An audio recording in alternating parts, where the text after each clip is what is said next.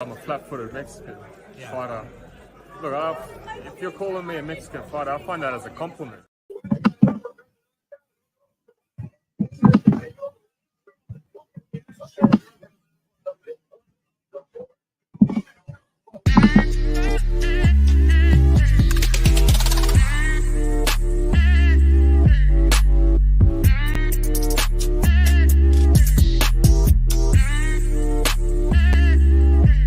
What are you talking about? Huh? What you make of his comments, the Mexican thing? I didn't really understand that. Yeah, like, well, I'm a flat-footed Mexican fighter. Look, if you're calling me a Mexican fighter, I find that as a compliment, you know?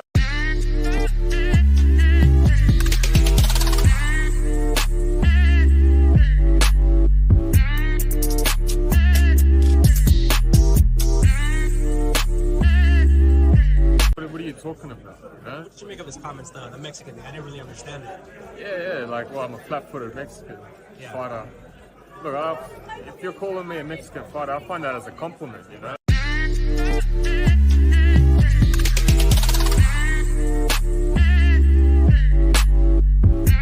If a girl says you have nice hands, it's probably because she wants you to choke her. If a girl says you have nice hands, it's probably because she wants you to choke her. If a girl says you Oh, excuse me. It was my keys. Yes. You know what I love? Oh my god. Sorry. I just love a good roast beef sandwich. You know what I love? Oh my god. Sorry. I just love a good roast.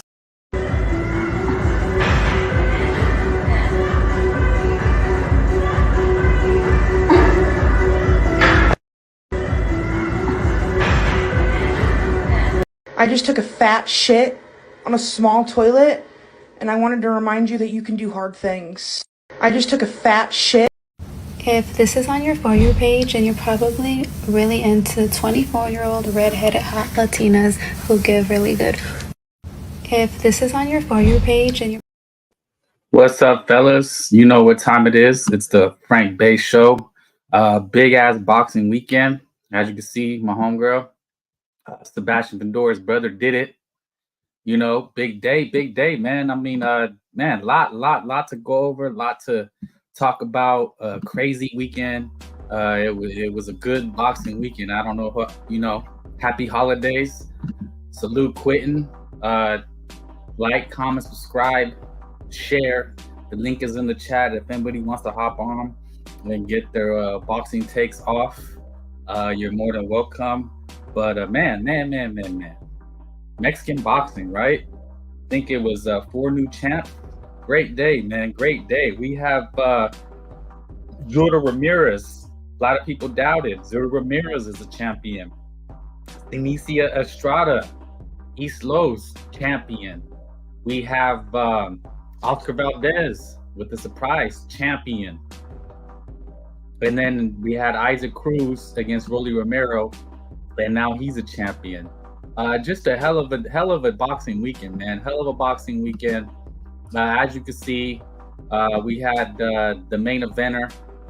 You know, the main eventer was in there. Valdez got it done. Yes, he did. I doubted him. I did too, man. I did. I was thinking. Look. The thing with Oscar was I didn't know if he had anything left. That was the key. Did he have anything? Salute SSC, another real one in the building. Man, where should we start? I guess let's just start off with the big news. And like I said, like, comment, subscribe, hit the like, folks. Happy holidays. I hope you got a drink in your hand, eating some good food. I had some enchiladas. I got a Modelo right now. So Frank Bay's feeling good. I got some nacho waiting. Thought I'd come in and just get my takes off, Are you guys happy with the weekend? Were you guys happy with the PBC's first Prime pay-per-view? Did you guys enjoy the Friday night ESPN card? Did you watch the DAZN card? A lot going on, man. This is what I like, man. It's hard to do boxing shows or content without fights. I mean, the last couple of weeks has been kind of just boring. Not boring, but it was all Canelo Alvarez, David Benavidez, the whole Diddy Duck, and Canelo saying he wants 200 million.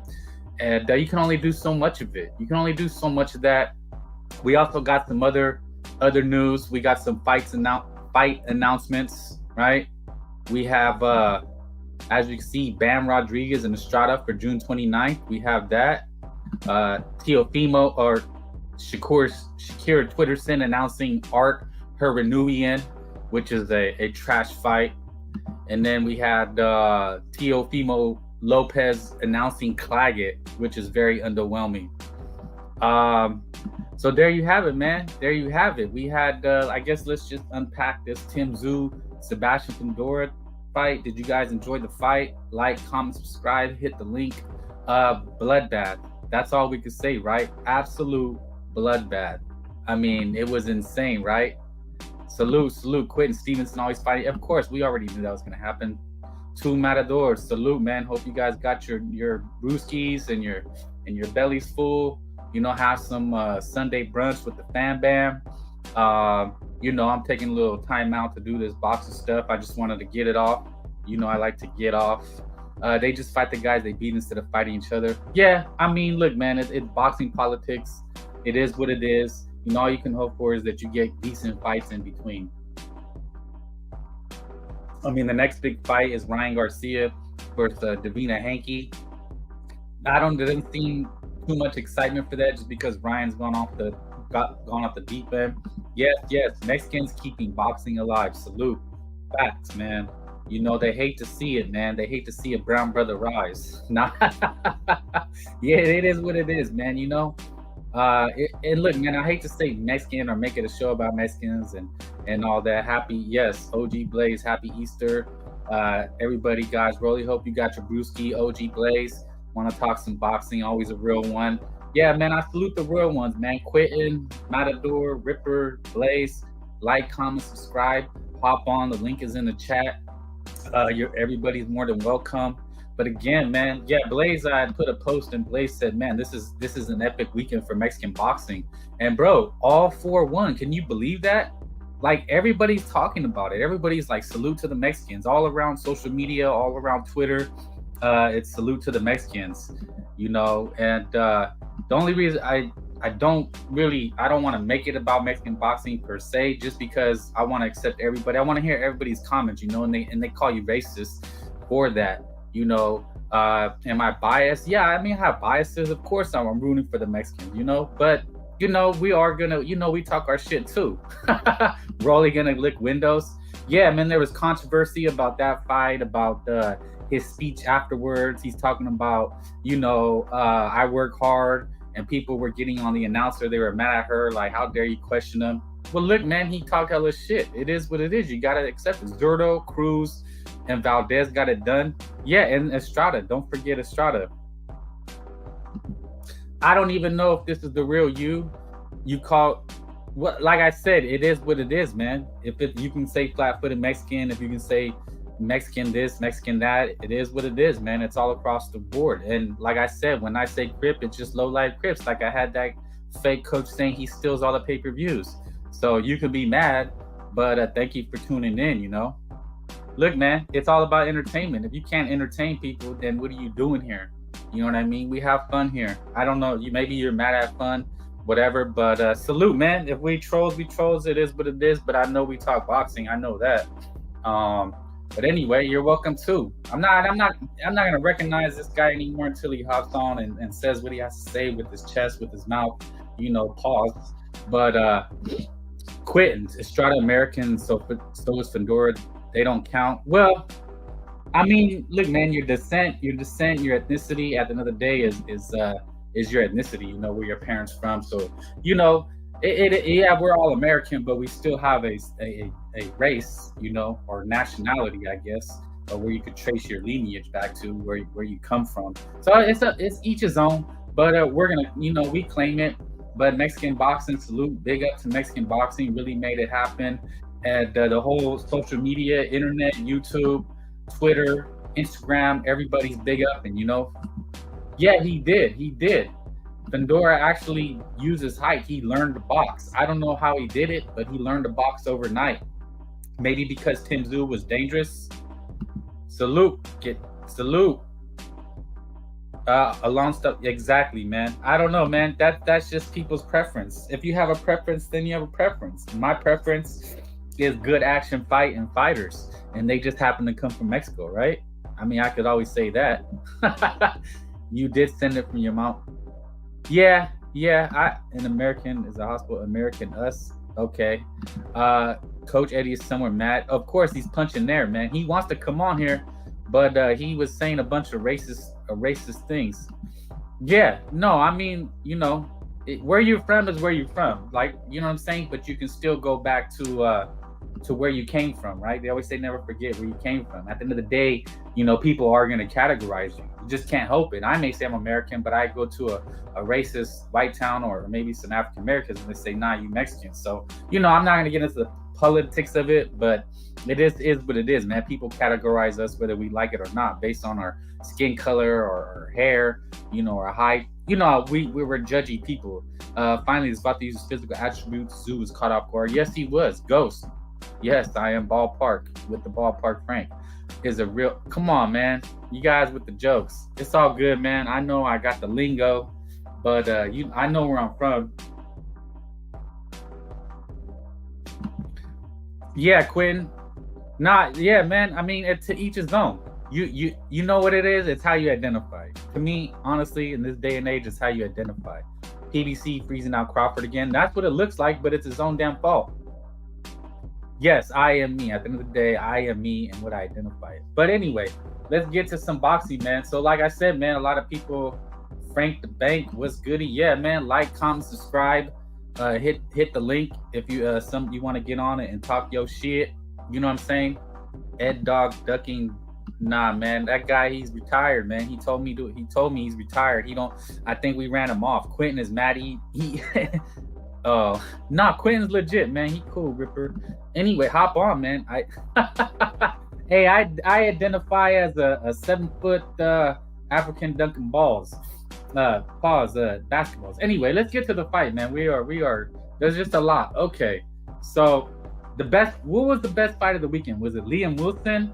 Was it Isaac Cruz? Or was it Fundora? The best fight of the weekend to me was the Tim Tszyu fight. And the reason it was the best fight is because it just had everything, right? Drama, blood and guts. I mean, both guys were leaking.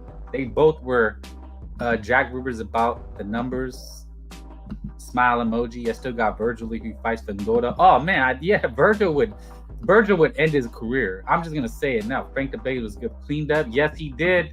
But you know what now? But the only bad thing is Cruz isn't gonna get the proper credit because Rolly's so bad. It's more about Rolly being bad than how good Isaac Cruz is. Now, I enjoyed it. Yes, you know what it looked like? It looked like everybody was on their feet for the Isaac Cruz fight. I think that was the fight of the night as far as the fans. The atmosphere was electric. I have a clip. I'm gonna wait to play it because you know how YouTube is. J-Rock smoked him. Okay. Salute Pounds. Exactly. Real ones show up, man. Pitbull's becoming a star. Yeah, the only problem is he's not going to get his credit because Rolly Romero is so bad. And he's with the PBC, and you know how PBC, if you don't have the complexion for the protection, then you could be moved to get your belt taken. I think Pitbull versus Ryan Garcia will sell over $1 million. Well, that's if Ryan can get past Davina Hanke.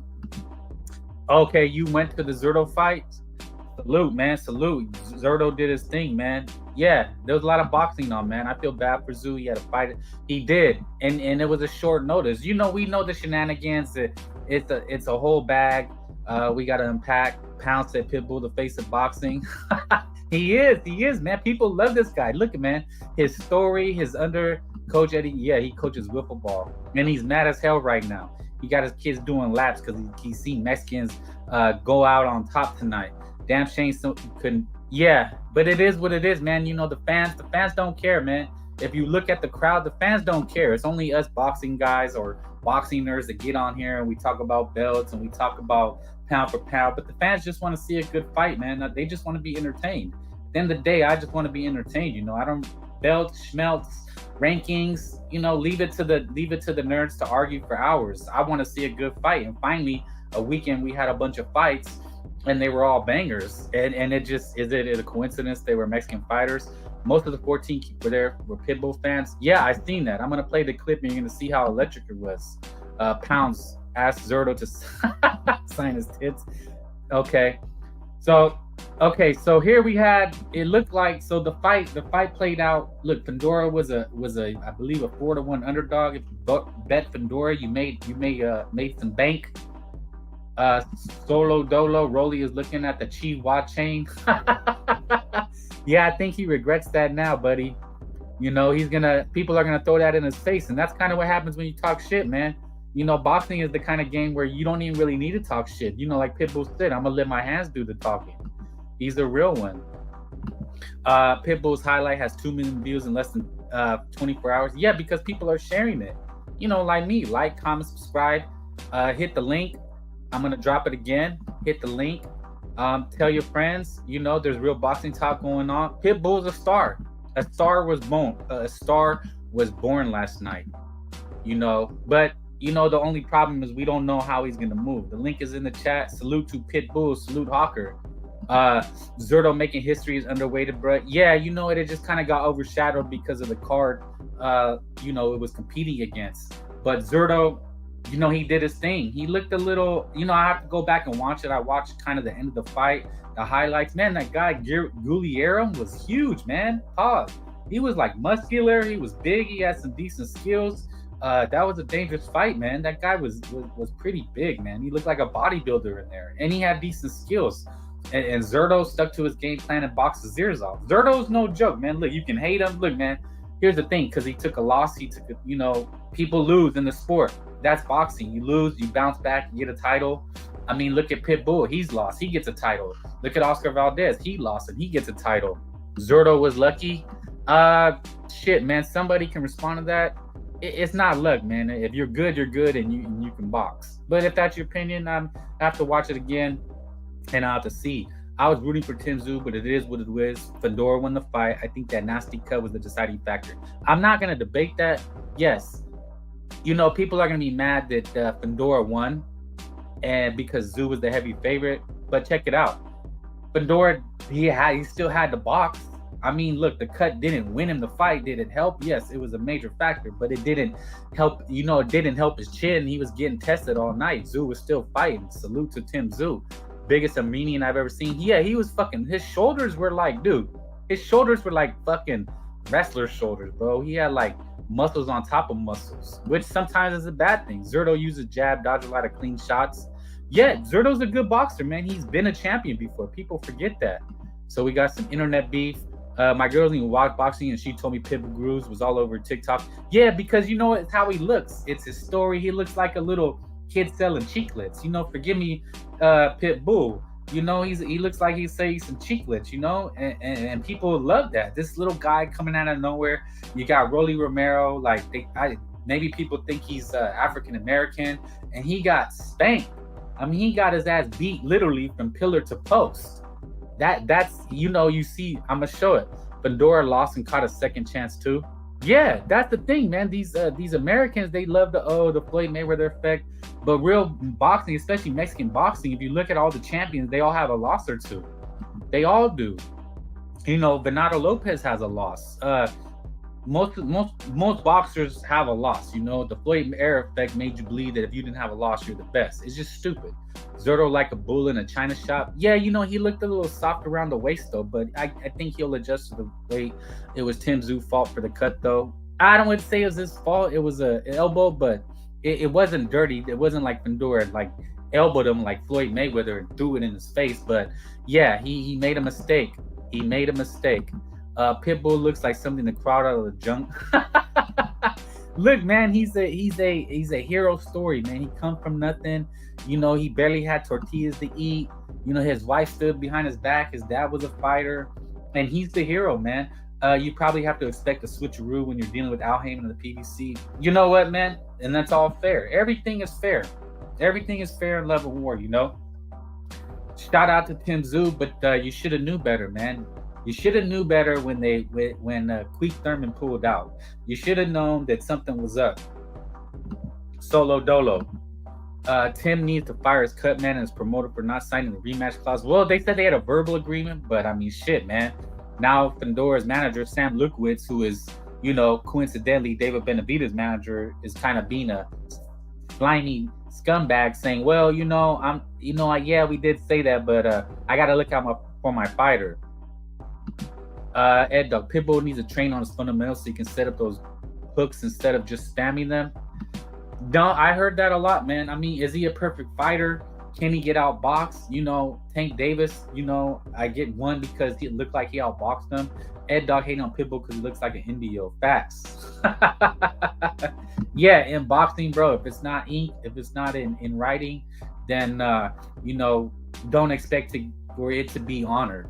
That's all I got to say, man. That was foolish. But look, salute to the winners. Salute to the winners. Salute to Fundora, right? Fundora did his thing, man. Another Mexican champ. I didn't believe in him. I thought Tim Tszyu was going to run through him. And he showed up and showed out. His mouth was busted. His nose was bleeding. He was choking on blood. And he jabbed his way to victory. Amazing performance, man. I mean, after coming off a vicious knockout. And salute to Tim Tszyu, man. You know, Paulie Malignaggi said it looked like he had a vagina on his head. You know, people are saying, man, why didn't they stop it? They shouldn't have stopped it. But you know, that's boxing, bro. Look, man, you're gonna get cut. You're gonna get headbutted. All these things are possible. You're gonna get low blow, but you know, you gotta find a way. You gotta find a way. That's boxing. It's called veteran tactics, right? Samson has no business calling Nello a duck. Yeah, no, the guy he looks slimy, right? He looks like the kind of guy that'll slip you a roofie. This thing, don't leave your drink around that guy. You know what I mean? Pitbull, a humble dude, exactly. And that's why the title is Humble Pie. Fundora gonna get a Spence payday. That's what it looks like. Pitbull looks like one of those Kotex Stoneheads. He does a little bit, right? I don't want to get too down on the guy. He's our hero today. I wish Fundora sat down his punches more like he did versus Lubin. Well, it was kind of hard to. He was bleeding. He was also beat up, man. His mouth was gushing blood. Valdez, Pitbull, Zurdo put Mexican boxing on top. Yes, man. And people are very proud of him. You can never take this weekend away from Mexican boxing. Lil Mike Tyson Cruz. People say his fighting style reminds them of Iron Mike. Isaac Cruz, the descendant of the Obi people. He probably is, man. He came out the mountains, right? He came with a little stick and a poncho, you know, with chiclets in his hand. Both Fundora siblings owns real belts. They do. I guess the first brother-sister champions. Also, the tallest champion ever for Sebastian Fundora.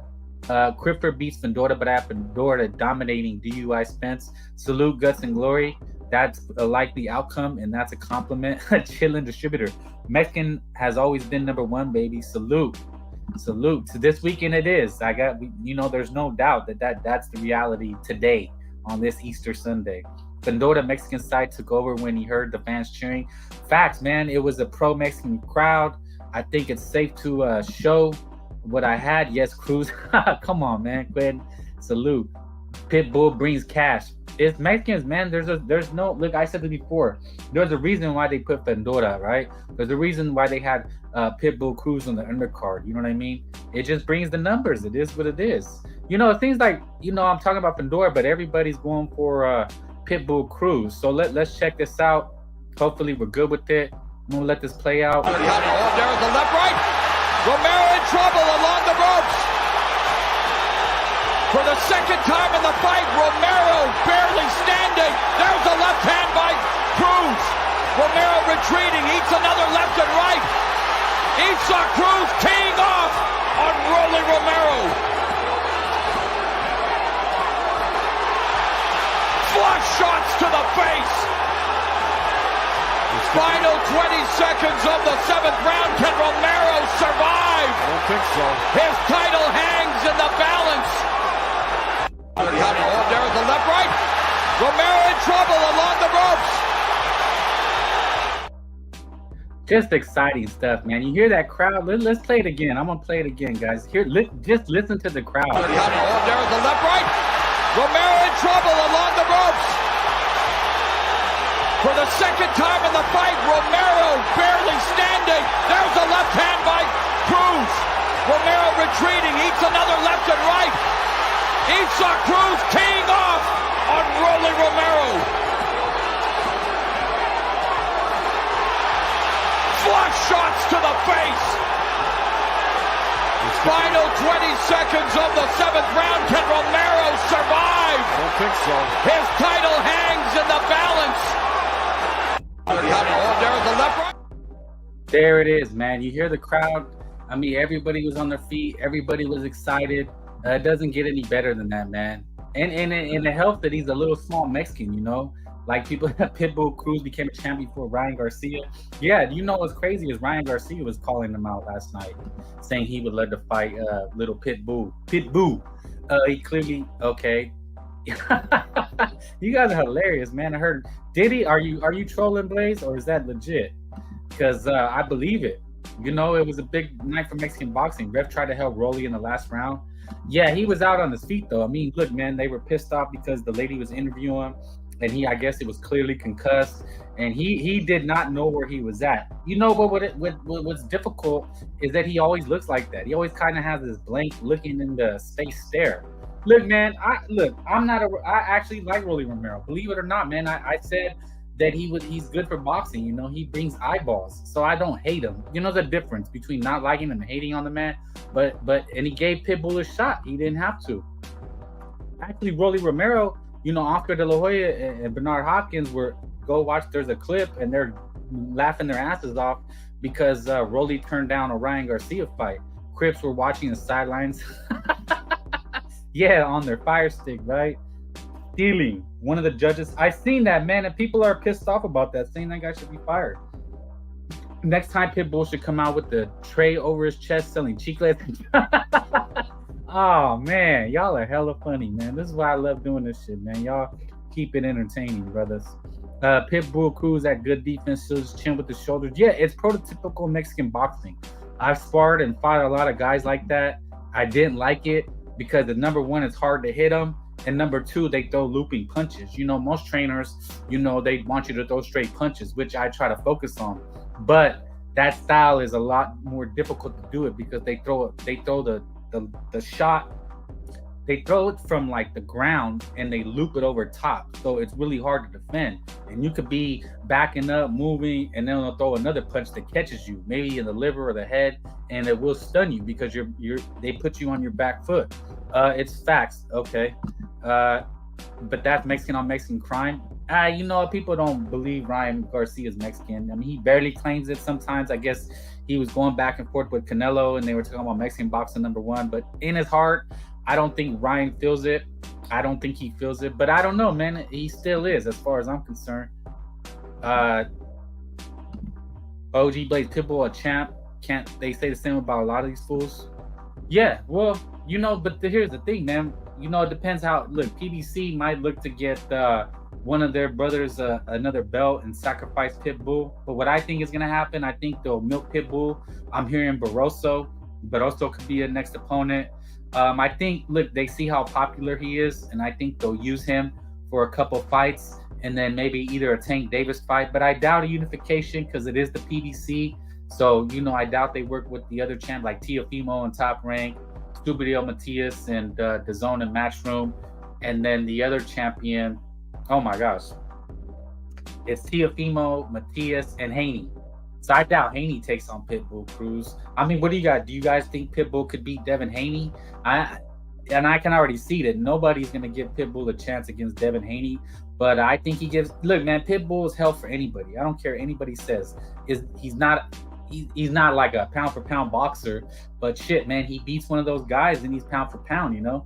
What's up, Knockout Ned? Salute. To Matador. Julio probably gonna say Rolly was stopped prematurely. That guy is a clown, man. Was he going for Rolly? Brandon Lee, 140 pounds, super lightweight from LA, speaks better Spanish than oh yeah, Brandon Lee is. That guy is funny, man. He you know, he's a prospect, but he fights you know, exciting fights. Julio said he thought Tim's. Yeah, I heard him ranting. He was just boo-boo TV. Pitbull was Subidio. Man, you know, I don't think anybody wants Pitbull. Like I said, he's a tough matchup. You know, you may underestimate him because of his size, but at the same time, the way he fights, he actually uses his size to his advantage, right? He gets underneath the punches and then he comes up over your guard. you know, and then he's right there on your nuts, so he can beat the hell out of your body and nuts. And he's gonna be difficult for anybody. You know, they even after Tank Davis fought once, you know, Tank Davis said, they asked him, do you want a rematch? He said, hell no, I never want to fight that guy again. So maybe even Tank Davis don't want to see him. Matias versus Cruz is a war. It is. You know, that'd be an epic win for Isaac Cruz. You'd have to put on pound for pound beating Subriel Matias, man. He's a small guy. He's fighting much bigger guys. This guy's gonna be a Mexican legend at the end of it. You know what I mean? Can he win them all? You know, could he beat Devin Haney? Could he beat Shakur Stevenson? You know, that's really gonna be his test. He almost beat Tank Davis, but you know, you know what it is in boxing. You got to get a shot at it. Somebody has to give you a shot. And Pitbull Cruz, I don't know. Is anybody going to want to fight him? Is PBC just going to kind of throw him on another pay-per-view on an undercard and give him some easy matches? Because if you remember, after the Tank Davis fight, he was fighting, I think he fought Gamboa, he fought Cabrera. He didn't really fight names, you know? But guys, you got to hit the like, comment, subscribe, share. The link is in the chat. If you want to hop on, let me know. Want to get your guys' opinions. Looks like a lot of people were watching the fights, a lot of proud Mexicans. You know what? It's not even a Mexican thing. People were happy, bro. People were happy. Even if you don't make it a Mexican thing, a Mexican boxing thing, the fans were happy. Black, white, you know, wherever you're from, man, everybody was happy about this fight. And I'm telling you why. What does Frank Bay always say? Because Mexicans bring the fights to you. That's why we say Mexican boxing #1. That's why we hail Mexican boxing, because it's the most exciting style. Look at these warriors, man. You know, there's a back foot bitch fighting next week, Richardson Hitchinson. He's awful. He stinks. Just drinking my beer, guys. He's good, but he fights boring fights. He's boring. That back foot bitch slick style is boring. Only a Mexican could beat down another Mexican. Yeah, man. Exciting night, man. Look, man, Tim Tszyu had humble pie. He did. You know, I feel bad for Tim Tszyu, man. You know, but he should have knew better. His team should have knew better. Don't trust Al Heyman and the PBC. He got played. You played yourself, homie. I was rooting for you, you know, because Keith Thurman said he, you know, called him a slow-footed Mexican. Tim Tszyu owned it. He was like, of course, if you say I'm a Mexican, then that's a compliment. You know, that's my intro. And the PBC pulled a fast one. You know, they gave him Sebastian Fundora. At first, I didn't think it was a good fight. I said, man, this guy's been knocked out. But the more I thought about it, the more I watched it, the more I heard people make an argument for Fundora. You know, they said that he was going to be a better fight. And it turned out it was. I mean, Keith Thurman probably would have got squashed that night. You know, Keith Thurman probably would not have been as competitive as Fundora was. You know what I'm saying? So at the end of the day, man, and so you're talking about a 6'5" southpaw at 154 pounds. I mean, that's going to be hard for anybody to beat, you know? And Tim Tszyu, you know, say what you want about the cut, but it happens in boxing. You got to deal with it. You got to find a way around it. If you're that dude, that's what you got to do. And it looked like after the cut, Tim Tszyu, he definitely slowed down. He had trouble seeing. And what it looked like was he was just trying to land one punch. You know, the fight changed dramatically. It looked like Sebastian's mouth by the second round was gushing blood. His mouth was pouring blood. You know, the commentator talking about he was drinking blood.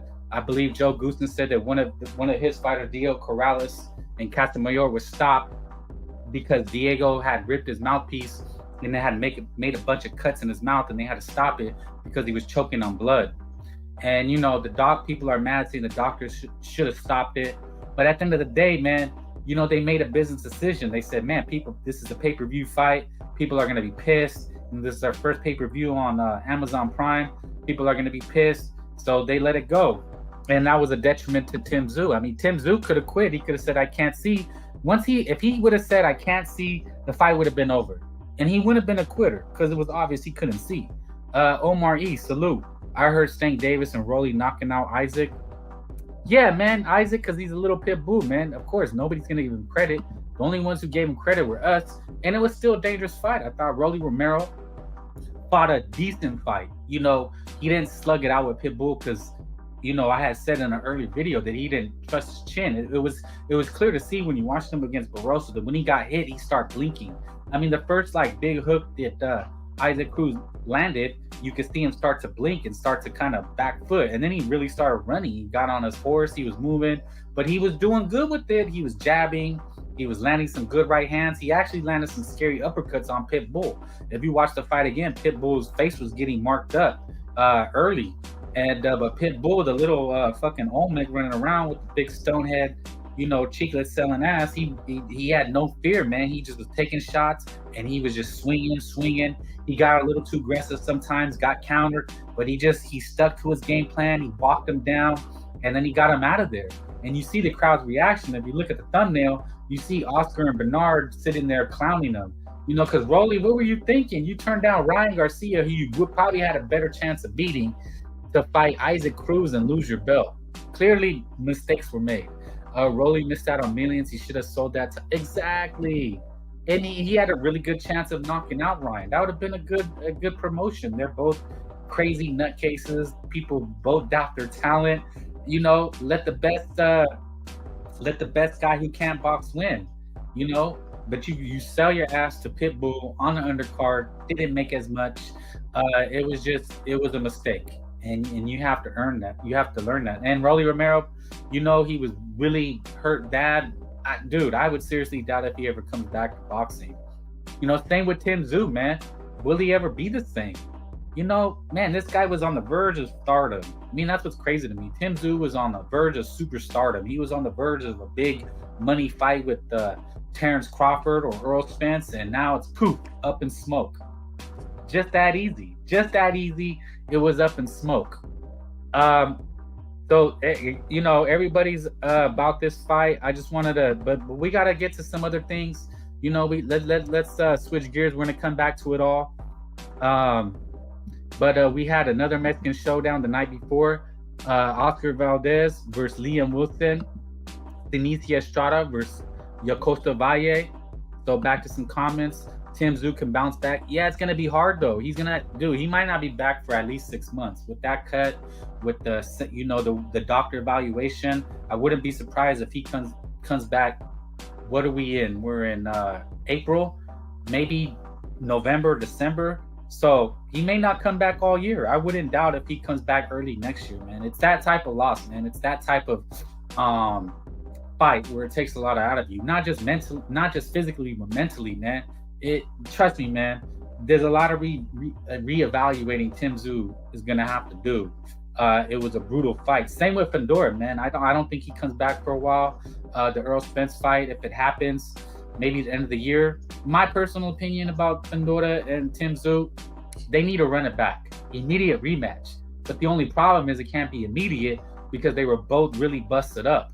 And Tim Tszyu may not want to come back immediately against Fundora because it was so brutal.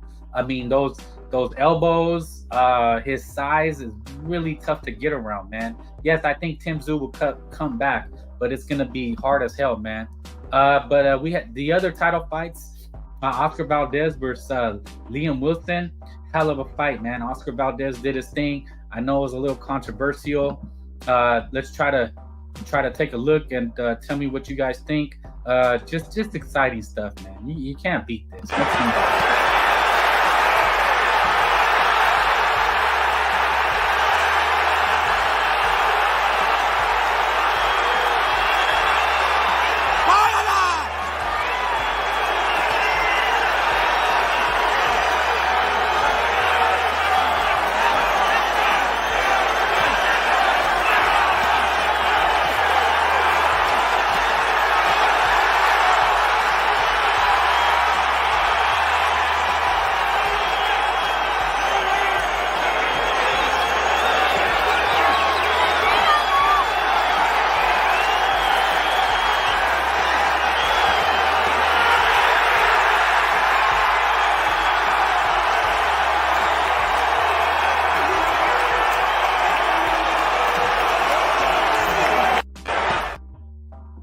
Listen to that crowd, man. If that doesn't bring a tear to your eyes as a boxing fan, if that doesn't bring a tear to your eye, man, I'm getting sentimental here.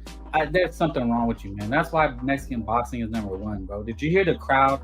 Non-stop action, non-stop excitement. I mean, come on, man. What are we talking about? You know, all you gotta do is watch a Shakira Stevenson fight, a Devin Haney fight, and you're bored to fucking tears. And they wonder fucking why, man. Why we don't like that bullshit, man. It's just awful, bro. We know what real boxing is. Quit. Nah, he'll be right back in there. Get him a new trainer. Rudy Hernandez, Robert Garcia would be great. But you know what? Tim seems like a loyal guy. I don't think, but see, the problem is he didn't make any mistakes. Tim did nothing wrong. He fought a great fight. It just was a bad night, right? The stars were not aligned, man. There was some funny business going on, and you can't help that, man, but you got to battle through it. You know, he lost, and it was due to the cut. I'm going to say it. I think the cut had a lot to do with it, but that's boxing, man. You know, people are going to argue it, but at the end of the day, you got to ask yourself, that's boxing.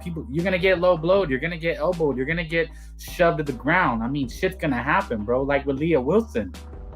Bro, you got to throw punches back. People were pissed at that stoppage. A good stoppage, yeah. You know, it was a whole sequence. Dude, if you see him, Oscar landed a booming hook. You heard a poof.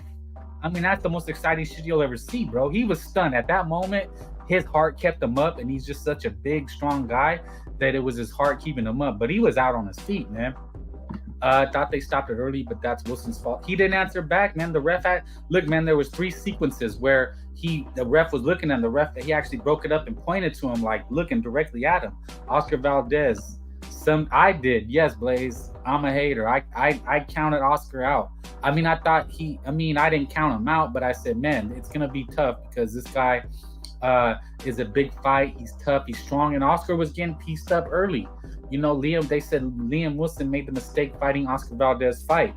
You know, I guess Tim Bradley was hating, saying that Oscar fights heart, not brains. Like, that's some bullshit, bro. He definitely outboxed Liam Wilson by getting him into a brawl. Guts and glory. Hopefully, Lemos TKO's Hitchinson, but I expect the fight to be similar to Lil Santos and Regis. Yeah, he's gonna be running. He's gonna be running for his life. I mean, probably not gonna even cover it. Maybe I'll give a little blurb about it, but I mean, I'm not gonna stay home that night just to watch that shit. Although Diego Pacheco is on the undercard, so maybe I will catch the Diego fight, but I don't know too much about his opponent unless you guys know. Valdez needed that win. Yeah, man, he's another champion. He's actually getting the interim title that Navarrete is soon to vacate, so he'll be elevated to full champion. And now, man, rub your hands. It's like, I don't want it. Sergeant, you're always trolling me, man. I'm gonna do it, man, just for you. But if you don't hop on, man, then how can I ever trust you again? Nah, salute though, man. Salute. Thank you, everybody. Like, comment, subscribe, hit the link, post, subscribe, share. You know, do the thing, man. Help Frank Bay out, man. Love talking to the boxing with you guys. I mean, it's boring as hell. You got, you know, when there's no boxing going on, but it's weekends like this that make it worthwhile. You guys show up and show out. I'm one. Blaze, I'm guilty. I'm thinking Oscar. Yeah, man. I mean, look, man. Navarrete put a beating on him. He got beat by Shakur. You can't blame us for doubting you, homie. You know, when your homeboy fucks up, you know, he's like off his game, he's chasing his hoe around, and she's playing him badly, and you slap him and say, homeboy, get it together, man. There's plenty of fish in the sea. And he's all being lover boy, and you're like, man, fuck this fool. You know what I'm saying? That's just how we roll, homie. You know, we're Mexican, we're Latino, man. You know what I'm saying? We don't sugarcoat. We don't get all, you know, sentimental about it.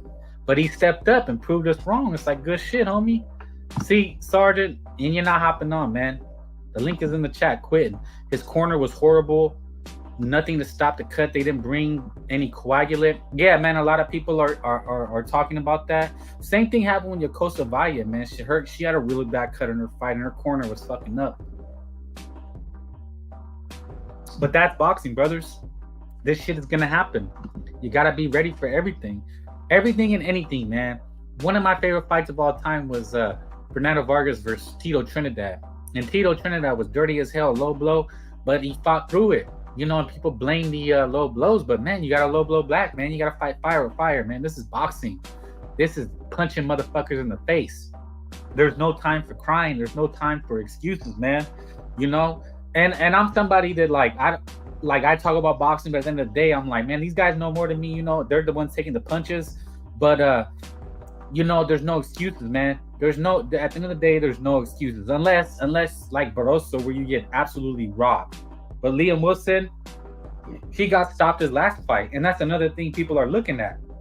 If the ref, the corners, if the doctors, they know you got stopped before, then they're way more cautious, man, because this is your health on the line, bro. With Tim Tszyu, with Liam Wilson, we want to see these guys get flattened. You know, even Rolly Romero, he was still on his feet, but the doctor, you know, they rushed in because these guys will die in the ring, man. You know, it's adrenaline. It's your pride on the line. You're getting your ass beat, but you're still fighting back. And sometimes people have to save you from yourself. You know, us as fans, this is what we love. But at the end of the day, man, you still got to go home and feed your family. You know, you still have to have a life outside the ring, you know. Like what Andrade did, like I remember Benavidez Andrade, that motherfucker quit. He got hit one time, he went to his corner and said, no mas. You know, that's the type of shit, like, nah, fuck that. I don't ever want to see that guy again. Or a guy like Ortiz running, you know, when he fighting Teofimo, nah, fuck that guy, man. Let Shakira, fuck that guy. I want to see him flat because he fought like a bitch. But with these guys, with Wilson, with Tszyu, yeah, man, if somebody stops it, I'm not going to be mad at it. Because you could see Tszyu, like, dude, when he got cut, there was a couple rounds where I seen him dizzy. He was like, dude, he was losing a lot of blood. That shit had, bro, it's a badass shit, though, man. This is why we love boxing. Valdez is a good B-level fighter. Come on, Sarge. No love for the homies? Damn, brother, you too hard, man. You too hard. Too hard for the radio. Saludos, Blazing OG. Yes, salute everybody. Where's our call? He got mad, man. He got mad. He wanted me to call him something racial, and he got mad that I wouldn't. I wasn't going to play his game. Salute, Mad Dog. Everybody salute. Yeah, all the homies joining. You know what I'm saying? Wilson a sucker for the left hook. Got to do film study playboy. Yeah, you know what Valdez was setting it up, kept baiting them, and then finally, you know, he ate that shit, and he was doing good. He was putting it on them. Coach Edward at church. Free never sober. Oh yeah, man. Shout out sobers, man. Shit got taken down. Some fuck shit, man. Weed and is why you need world-class cornermen. Got a better trainer and corner. Yeah, man. I mean, dude, you're making hundreds of thousands of dollars. You're making millions, with millions on the line. Yeah, you better have the best of the best, man. And that's the thing. Like, if you try to save and be cheap on shit like that, and you lose, you got nobody to blame but yourself. Facts. Tszyu barely went to the body. Terrible corner. Well, you know what, man? It all went out the window, because to me it looked like he was boxing, he was doing really well, and once he got cut, I think in his head he felt like, I need to stop him now, I need to get him out of there. So he was just waiting on one shot. He was waiting on that right hand, and then he just kept waiting. So Fundora kind of picked up on that and said, okay, I'm just gonna jab him. He's waiting, just jab, get his rhythm, jab, and you know, Tim Tszyu had to keep resetting, throw the right, and then he would stop. Throw the right, and then he would stop. And Fundora did well on picking up. And that's what they call ring IQ. You figure out a guy what he's doing, and then you do the opposite. You know what I mean? If he's trying to load up on the hook, you better keep that hand up, throw another hook. You understand what I'm saying? Where's Crip in the cup court? I don't know, man. That fool been MIA, but he's always around. That was a legendary stream. Yeah, yeah, man. Like, comment, subscribe, hit the link, share, join. Talking about this boxing. Go salute us. I had to watch that movie again. Oh, I think it's a kid's movie, right? Is it a Disney movie? Indian in the Cupboard. They destroyed Tim. Yes, they did. He got sold out. He did. But we've always said this about PBC, right? Facts, OG Blaze. They wanted to keep the belts at the PBC. Hard try. Crip in the Cupboard. Okay. Yeah, you know what? Clip it for me, and we'll do that. Jay Will, an old customer. If Tim said no more and they called the fight beyond, he'd be called a disgrace and would take him off your intro. Nah, man. How? He could have, but it wasn't his call. Look, man, in his mind, he knew that he couldn't get off the call the fight off because people will call him a quitter. Look, man, some people like Andrade have no heart. Tim Tszyu is all heart. You know, some people are built like that. You know, he's not thinking in the fight. He just wants to win the fight. And he thought he could beat Sebastian Fundora, but it was his fault. He should have called the fight off. He should have never fought Sebastian Fundora. He should have said, no, you know what, PBC, I see the play, I see the move. And I had said it before. I said it felt like PBC always wanted Fundora to win because they wanted to. I had said it. I said they always wanted Fundora to get a belt, and because they were pushing Fundora because they were going to use him as a future opponent for Earl Spence. And now they get what they wanted. They get Tim Tszyu. They got Tim Tszyu beat up. I think before the fight, I said, you know, Earl Spence and Terrence Crawford are never going to fight Tim Tszyu. What they're waiting for is to see a weakness. And then they seen it, right? That's what Floyd would always do. He would look until he's seen a weakness in his opponent with Cotto, with Mosley. Oh, I see a weakness. They got knocked out. They get lost. They're, you know, I'm going to fight him at a weight that I know I can beat him at. It's smart. But at the end of the day, you know, that it's kind of, how do you say, it's kind of pussy. You know, like Charlo kept pulling out on them because they didn't want to fight this guy. They were waiting for him to lose and so they could take his belt, or they were trying to get Fundora so they could set up Earl Spence. And it happened like I said it was going to happen. His trainer stabbed him in the back. Who, Tim Tszyu? I mean, I don't know if they stabbed him in the back, but they didn't do their job. Oh, the trainer should have stopped the fight. Yeah, the trainer should have said something like, bro, you can't see. Like, you can't see. You're going to get hurt out there. Keith Thurman out of nowhere got out the fight. They set him up. Yeah, look, man, it's not hard to see. Does Isaac Cruz defeat Gary Antoine Weston Hitchens and Sims at 140? You know what? Those are good fights, man. Especially with Hitchens would be tough. Gary Antoine would be. They're all tough fights. Even Sims, I've seen him. He's not really elite right now, but he's tough. Pitbull is always going to be an uphill battle. He's always going to be the smaller guy, shorter guy, fighting much bigger guys. So he's always going to have an uphill battle.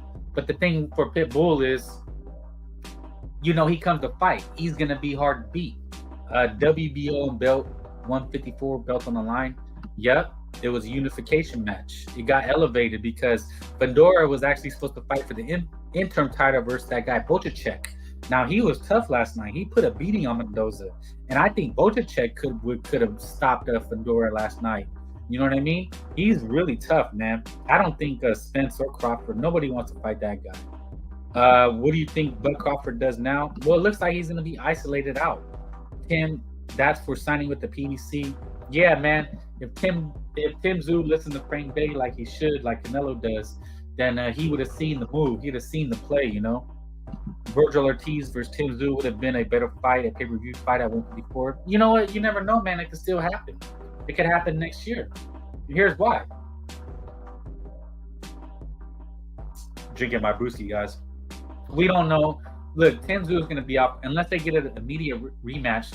Tim Tszyu will be out for a while. You know, look for him to come back. I'm going to say it now. It could always change, but I don't expect him to come back till maybe next year, maybe January, February next year. Virgil, he has a fight coming up in June or July on Golden Boy. He's fighting Thomas Delerme, a real shitty fight, but you know Virgil's working his way back up. Ghost, yeah, but they would have stepped in the ring undefeated. Now I don't know what you're talking about.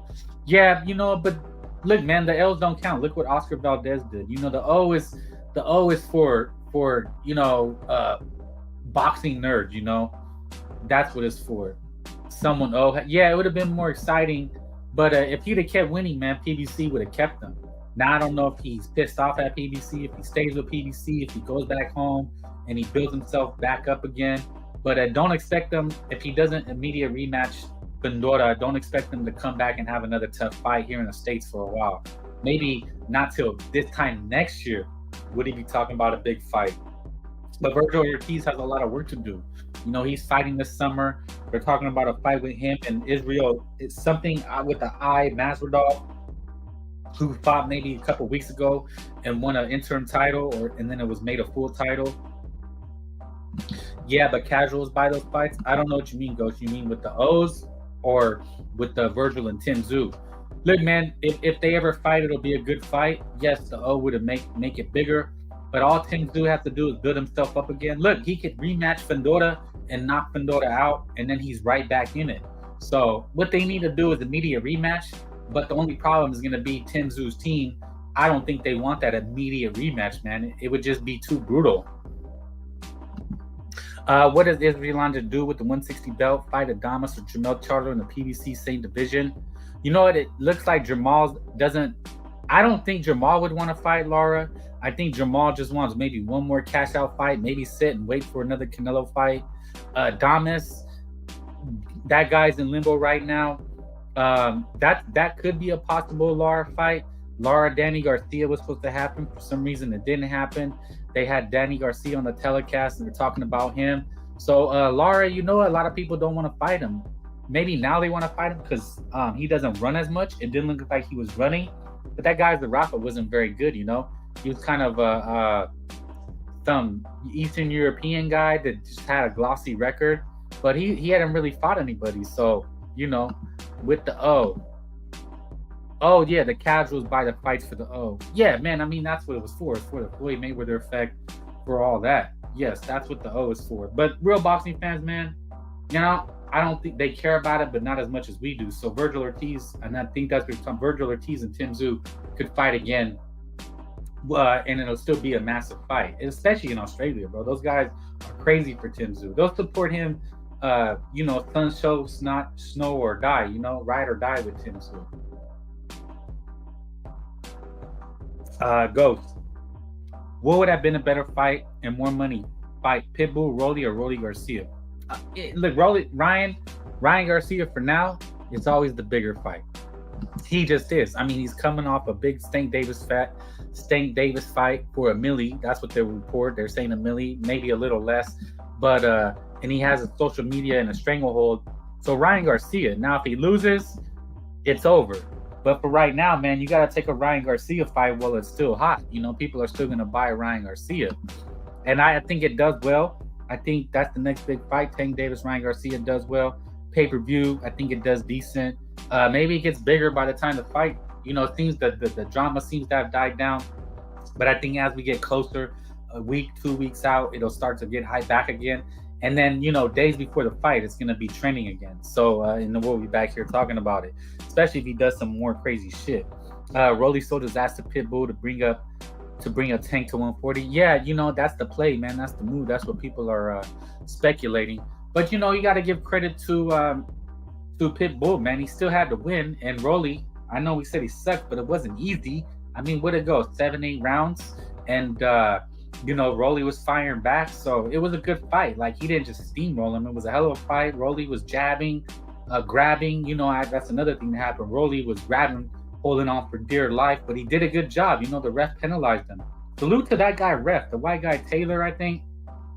We need that guy in Devin Haney fight. You know, we need him with these backfoot bitches that like to grab, jab, and grab and hold on for dear life. You know, because he took a point away. He told Rolly to stop holding, and that's what won. To me, that's what won Isaac the fight, because when he couldn't hold anymore, he wasn't effective. He was just getting pummeled. Ghost, Yocosta versus Estrada. Who do you think won? Shit, man. I would have been happy with the draw, but I'm not mad with Sinister winning, and I'm not mad with Yocosta winning. You know, Yocosta, she got started late, man. She kind of came on towards the end of it, and that was kind of her downfall. And you know, I wasn't even interested in this fight, but it was a fight for baddies. You know, you know, Yocosta's pretty freaking hot, and Sinister is cute. You know what I mean? Who do you think won? Gladney? Oh yeah, I guess he was Floyd Mayweather's butt buddy, man. Always save Floyd's ass. That cut in her eye messed her up. Yeah, and it was from a headbutt. Sinister liked to come in with the head, you know. Pause. Whoa, Frank, slow down. Sinister outboxed her, man. She countered Valle really well. To me, it was a battle. It was like Valle won the war, Sinister won the fight. You know, Sinister outboxed Valle, but Valle landed the more effective, harder, cleaner punches, especially the last round, man. She was wobbling Estrada with the right hand. She just kept catching her. That cut messed her eye up. Yeah. What was the payday? That's not what happened, Dick. See, these guys, these Crips, man, like Jay Will, they like to come in here and say the Payday walked away. No, and I had said it. I said, I don't think it happens next, because Bob Arum had said Shakur already had a fight lined up. They had a date and a venue locked in. So it wouldn't surprise me if they already had an opponent. Bob Arum was never serious. They already had an opponent, man. All that shit Shakira doing was just attaching his name to other fighters. Devin Haney, Tank Davis. He was talking to all these fighters just to get clout to announce his bullshit fight. You know, because you can't tell me that it wasn't set up when you fight fucking this guy. You're supposedly a pound for pound fighter, and you're fighting Artem Horetian, who lost. Like, how are you fighting this guy Horetian after a loss? You're supposed to be good, and you're fighting a guy that nobody knows after a loss. And it was in New Jersey. So Zepeda is not about to go in his backyard and get robbed on a top-ranked card. If they ever fight, it's going to be a co-promotion between Zepeda, he fights on the zone, and Top Rank, because that's what it's going to be, a co-promotion, or at least Oscar gets it back for Zepeda, and then, you know, they get to negotiate the fight and work out fair judges, fair ring size, you know, because Shakur's going to want all the advantages. He's going to want a big ring so he can run and all that type of shit. Valle was landing more crazy shots. Yeah, she was landing the more straighter, harder punches. You know, Shanicia was juking and jiving. She was doing her Roy Jones imitation. But you know what, man? Like, that's all flash. You know what I'm saying? It's all flash and pizzazz. And at the end of the day, you know, to me, it's not as effective as what Valle was doing. But Shanicia was winning rounds with that style, with that kind of, you know, pot-shotting her, catching her. You know, she snapped Valle's head back a few times, and that kind of won her the fight. And Valle started slow. You know what I mean? And the reason she started slow is because Shanicia was moving around a lot. She, you know, Valle needs to get her rhythm and timing down, you know. And when she did, you know, she started catching her. As you can see in the last few rounds, she started catching Strada moving around. But the Mexican one, Shanicia, is undisputed at her weight class. Another Mexican victory. So take nothing away from Shanicia, but that's another hell of a fight that needs a rematch. I think Shanicia should do an immediate rematch with Valle, and I could see Valle upsetting her. You know, and Valle is a baddie, you know. I was surprised how good the fight was. But guys, like, comment, subscribe, hit the link if you want to join on. The link is in the chat. Hit the like, hit the like, hit the like. And again, excellent night of boxing, man. Excellent all around. Can you believe it? Four, not one, not two, not three, but 4 Mexican champs. Oh, Jay, I heard Murtai didn't look good. Loma Tank got all the fights and not much available. Look, man, you can cry for Shakira, but he still could have fought, you know, he could have fought Murtai. At the end of the day, yeah, Murtai didn't look good. Who knows, man? Who knows? He didn't lose. He won, and he won handedly. You know, he just wasn't explosive. He didn't look like he had the snap explosiveness. But at the end of the day, Shakira didn't want that smoke. He could have fought a young, undefeated fighter, but instead, he chooses a guy he feels he could beat coming off a loss. That's the only problem. Now, if that guy Artem Horetian or Hardanubian or whatever, sorry guys, had beat Frank Martin, then okay, yeah. But you're fighting a guy coming off a loss. Loma and Tank have fights. Well, look, man, Shakira, you still can find a good fight. You can find a good opponent, you know. And I'm also bashing Teofimo Lopez. Now, this is the crazy thing, man. This is the crazy thing about boxing, right? You got these guys, Teofimo fighting Claggett, right? Ortiz called him a janitor. You have these two guys, right? Supposedly pound for pound. Well, Teo fell off, right? You got that, right? And everybody wants to bash this guy, right? Lanello James. Today I'm Lanello Bay. Everybody wants to bash him, right? But he's for fighting Jaime Munguia, right? Right? He's fighting Jaime Munguia, right? But then you have these guys, and they're fighting ways. Look, Jaime Munguia is levels above Claggett and above Hart to Yun Artian. Man, fuck that guy. I can't even say his name, man. Right? Yes, I said it's a bullshit fight. They're all bullshit fights. But at least Teo has a win. He has a big win on his belt. He has a win over Josh Taylor, and he beat Ortiz, who was like a top contender. You can't find this guy over Nubian. You can't find him on a rankings list. Like, let's stop with the cat, man. Let's stop with the BS with protecting these guys.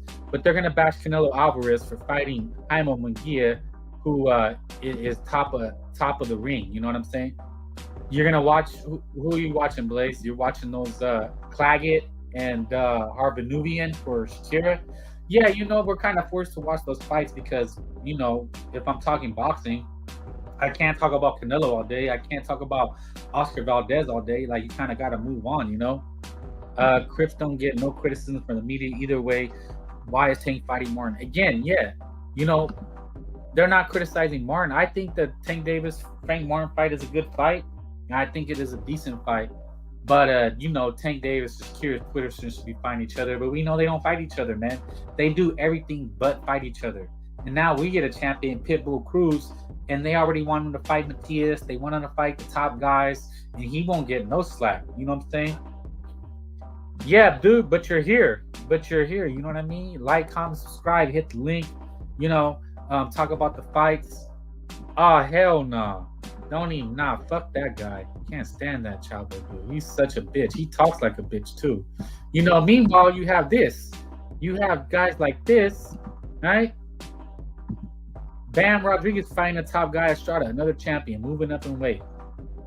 How is Bam Rodriguez, you know, they have him below Shakir Twitterson when he's doing this type of shit, and that guy's fighting her Artem, who's off a loss. This is what I'm talking about, man. Hey, yeah, he showed his ass to a shirtless Clackman. Yeah, man. So, look, man, in your guys' opinion, did Tim Tszyu eat humble pie? I call it humble pie because, you know, nobody was giving Fundora a chance. I wasn't giving him a chance. You know, I did Pitbull Cruz, made Rolly Romero eat humble pie, man. This is boxing, man. You know, Oscar Valdez made me eat humble pie. You know, everybody's eating humble pie today because nobody gave Fundora a chance. I heard people say, yeah, he'll be competitive. It would be a decent fight, but nobody picked that guy to win. He's a 6'5" Mexican coming off a vicious knockout loss, and nobody gave him a chance. You know what I'm saying? And he's making us eat humble pie. And now he could have a major pay-per-view fight with Earl Spence, and people are hating on that fight. You know, Sebastian Fundora, I guess the press conference said he wanted Crawford, but I don't think that fight happens. You know, the problem with Terrence Crawford fighting Tim Tszyu or Fundora was that, you know, Crawford, number one, he wants a shit ton of money. That's the first problem. And who's going to pay him? You know, people are crying, oh, Tim Tszyu is going to duck Crawford. You got all these Crawford fanboys, oh, Fundora is going to duck Crawford. And it's like, bro, you know who's going to pay for Spence and Fundora? The PBC. They're going to pay for that fight. They're going to give Spence a truckload of money, and they're going to give Fundora a nice, decent payday. You know what I mean? They're not going to pay Bud Crawford. He's not signed with them. If Bud Crawford, he wants to remain in this kind of limbo free agent, he can do whatever he wants. You know, but it's a double-edged sword. Because if you don't sign with somebody, then they don't have any incentive for you to pay you what you want, right? You don't sell. They're going to lose money on you, but you want to come in, beat my guy, take our belts, and just go off to another company. Like, are you stupid? Crawford fans, you must be just the most brain dead people on the planet. I really think so, because they think this guy walks on water. But you're not going to come in and get a shit ton of money when you're not a proven seller and get a fight before Earl Spence, who the PDC has Fundora and they have Earl Spence. Right? I mean, I'm making sense or I'm not. Yeah, Quentin agrees. Crawford want money, he ain't worth it, but when Canelo makes a joke, everyone acts like they don't know what's exactly. You know what I'm saying? It's called reading the room, brother. You gotta be able to have some kind of like emotional intelligence, you know what I'm saying? But let Frank grab a brewski, take a trip to the old stall, give me a minute. I'm gonna leave you with some exciting action from the week. I'll be right back. You know, go to the fridge, grab one for your boy, and there's the left right. Romero in trouble along the ropes. For the second time in the fight, Romero barely standing. There's a left hand by Cruz. Romero retreating, eats another left and right. Isaac Cruz teeing off on Rolly Romero. Flush shots to the face. Final 20 seconds of the 7th round. Can Romero survive? I don't think so. His title hangs in the balance. There's the left right. Romero in trouble along the ropes. For the second time in the fight, Romero barely standing. There's a left hand by Cruz.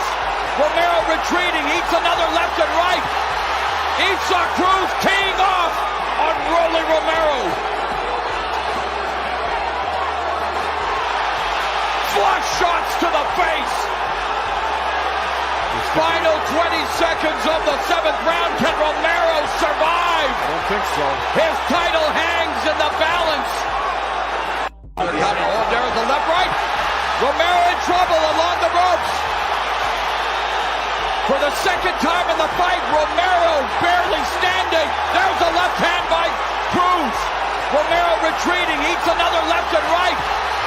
Esau Cruz teeing off on Rolly Romero. Flush shots to the face. Final 20 seconds of the 7th round.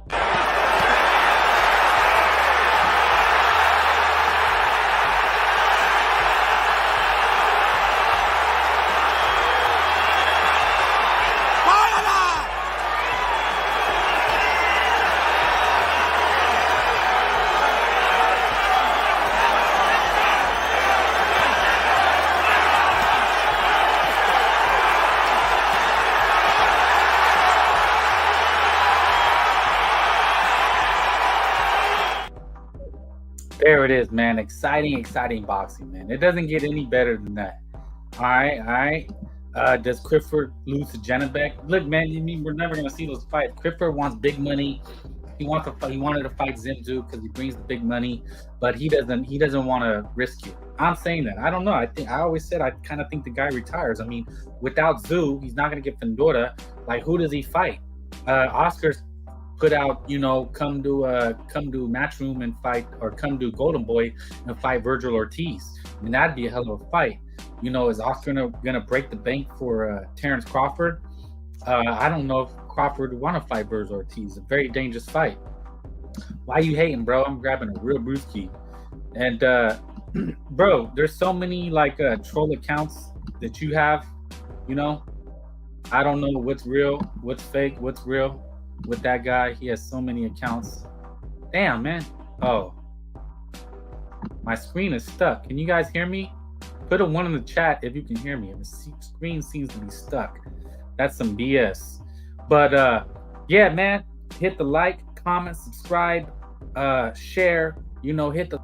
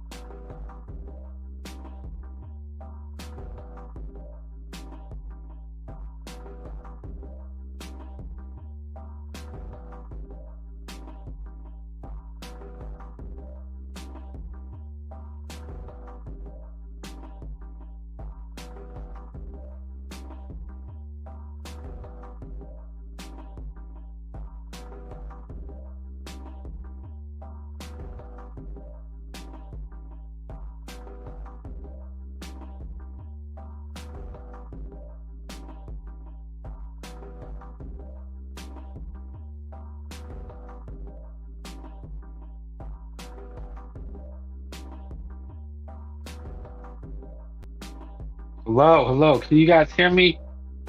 I don't know what happened, man. I got booted at a StreamYard, man. Sorry about that, man. I'm back. Is the stream still up? Are we still live? Yeah, man, technical difficulties. Sorry about that. Trying to get it up and running. Damn, I don't know what happened, man. You know, maybe it's the holiday, man. Enjoying your brewskis. I dropped the link. Like, comment, subscribe. Get on. You know. But hell of a boxing weekend, man. Hell of a fight. Let's see where I left off. Sorry about that, guys. Where did I leave off? Are you guys beefing over here? Alonzo bought hookers from Thailand. He got exposed. I wish there was more ladies. Oh, okay. Man, that guy has hella troll accounts, bro. Match had his life the best. Man, why not, bro? We not doing that here. You ain't gonna do that no more, man. I'm not fuck that. Why you Alon? Yeah, what's going on? I don't know what happened, man. Yeah, man. Look, man. Look, man. Fuck that. Don't be coming here talking about other channels. You know what I'm saying? That's some fucked up shit. I don't know what happened, man. So are we still up, man? Is that? I don't know if that's him. There's hella troll accounts, bro. There's hella people trying to pretend to be him or some shit like that. It's hard to control. You know, it's free smoke. Like, comment, subscribe, hop on. You know, hit the link. We're just talking this boxing shit, man. You know, we're talking about the Tim Tszyu fight, Isaac Cruz, Senicia Estrada, and Oscar Valdez, all becoming champions, bro. And in the world of boxing, man, champ is very diluted. But you know, as long as they give you good fights, man, as long as they give you good fights is all that matters. Never Sober is cool. Yes, he is. Okay. I don't know, man. This guy, I think I know who it is, but it doesn't matter. You know, happy holidays to everybody. So what's next for Fundora, man? The Mexican champ. You know, I guess we can move on to what's next. You know, I hope they run it back. I hope it's an immediate rematch between Tim Tszyu and Sebastian Fundora. Just a beautiful, bloody war with both guys bleeding profusely. Fundora from the nose and the mouth. Tim Tszyu leaking from the head. Nasty stuff. You know, I was watching it with family and everybody was kind of wincing and like, ooh, but they couldn't keep their eyes off of it, you know? And then you had Isaac Cruz stepping on Rolly Romero. Fundora's ducking Bud with like, well, you're a Crip, man. Of course you're gonna feel that way. Nobody's ducking Crawford, man. You guys got to get that out of your head. The guy ducks himself. He doesn't want to fight. Like, stop that. Stop that nonsense. Well, look, man, don't be pumping other channels. You know what I'm saying? Like, if you want to hop on and you talk to me and you have a channel, I'll salute. You know, shout out to your channel.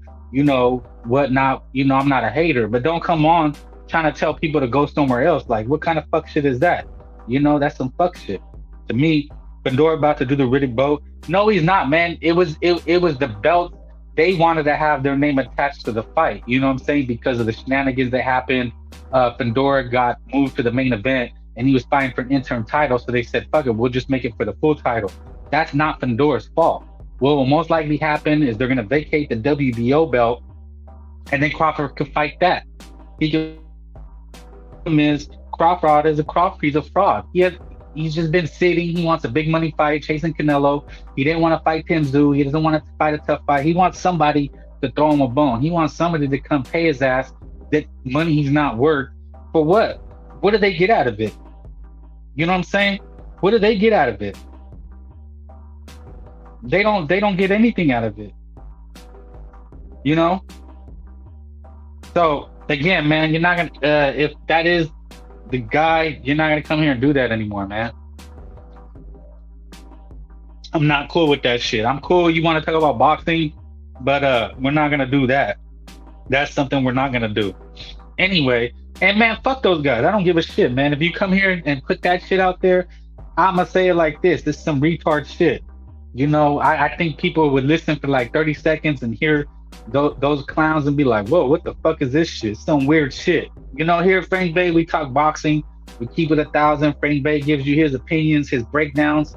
mean, I'm calling shit. I said, man, Tim Zoo is gonna need a knockout. PDC is gonna do him funny, and the shit that I say comes true, man. It happened. I'm not saying Tim Zoo was robbed, but he needed a knockout because I was like, man, they might want to give Fundora the win so that they could give it to Spence, right? Because if Tim Zoo, I don't know if they necessarily own Tim Zoo like they own Fundora. Yeah, man, he's gone, man. He's gone. He's probably got like 5 other accounts, but you're not gonna come here and promote some whack ass shit. Because I'm saying I've heard that shit with this guy saying, and some whack shit, bro. Like I don't know. It's real suspect. Like I don't even know if they talk boxing. I don't think they do. It's called some weird shit. This is boxing with Frank Bay. You know what I mean? I talk boxing here.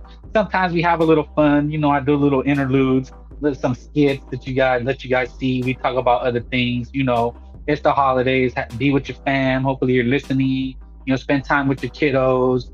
Spend time with the wifey or the side piece. You know, handle your business, homies. But we still have fun. Yeah, so you know they had more loyalty to Fundora, right? And they can control Fundora. So that would have been an easier fight because I always said that PDC wanted to get Spence a belt. They want to build him back up. Why do they care about Crawford? They don't care about him. And it's his fault. If he signed and said, okay, I'm gonna be loyal to PDC, I'm gonna sign a 3-fight deal like Canelo did.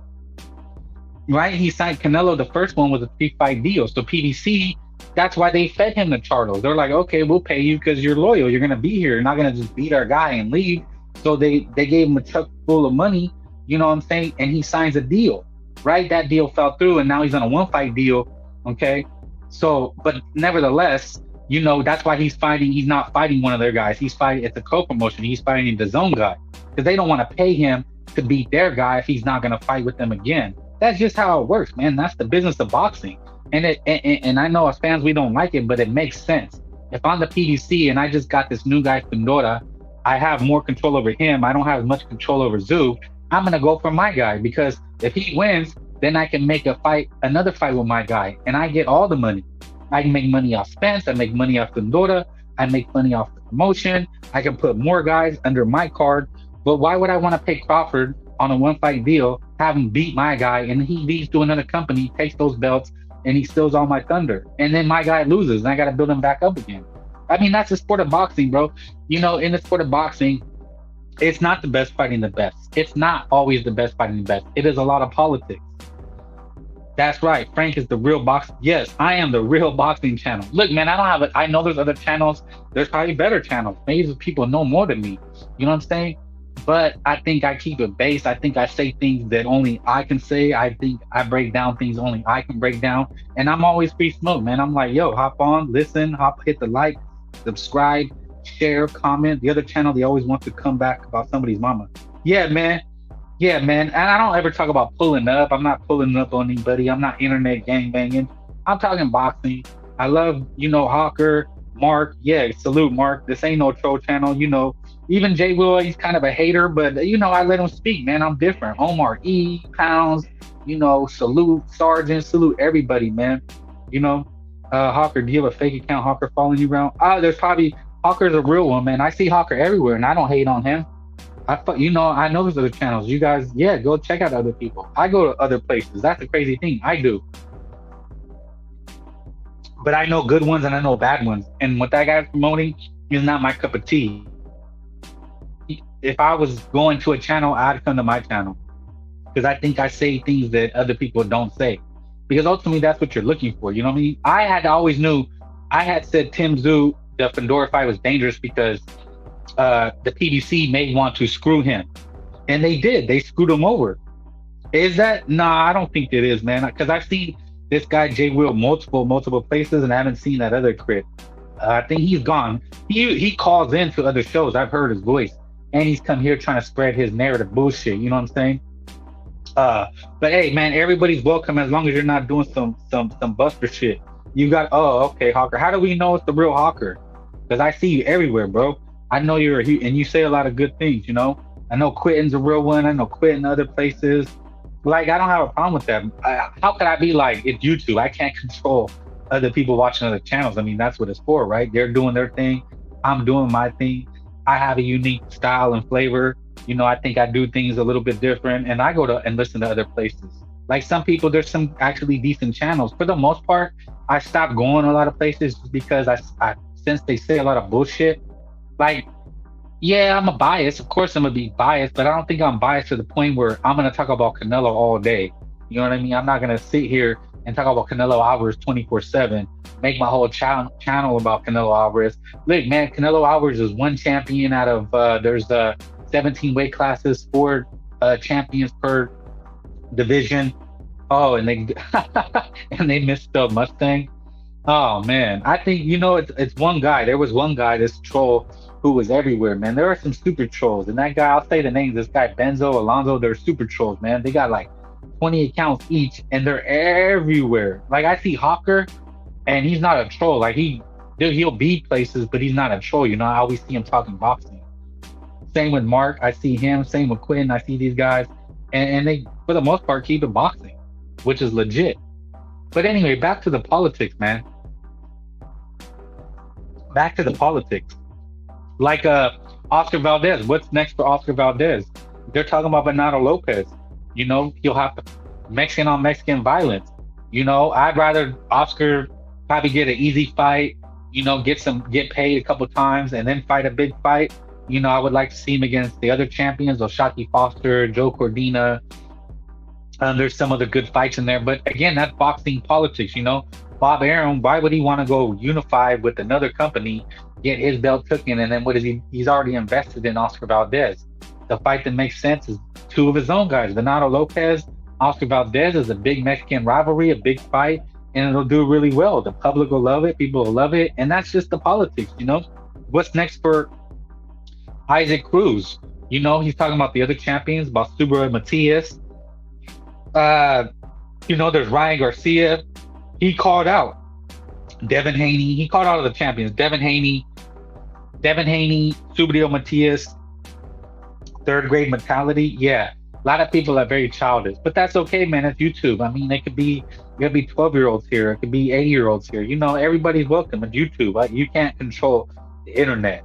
Like, I can't beef with everybody. I can't tell you where to go, who to watch. Like, that's not my job. My job is, like, I love boxing, so I try to do what's best for boxing, you know. And if people tell me what they want to talk about, then that's what I'm gonna talk about, you know, because how else are they gonna listen? They're not gonna listen to things they don't want to listen to, you know. So we're talking about the fights today. Humble pie.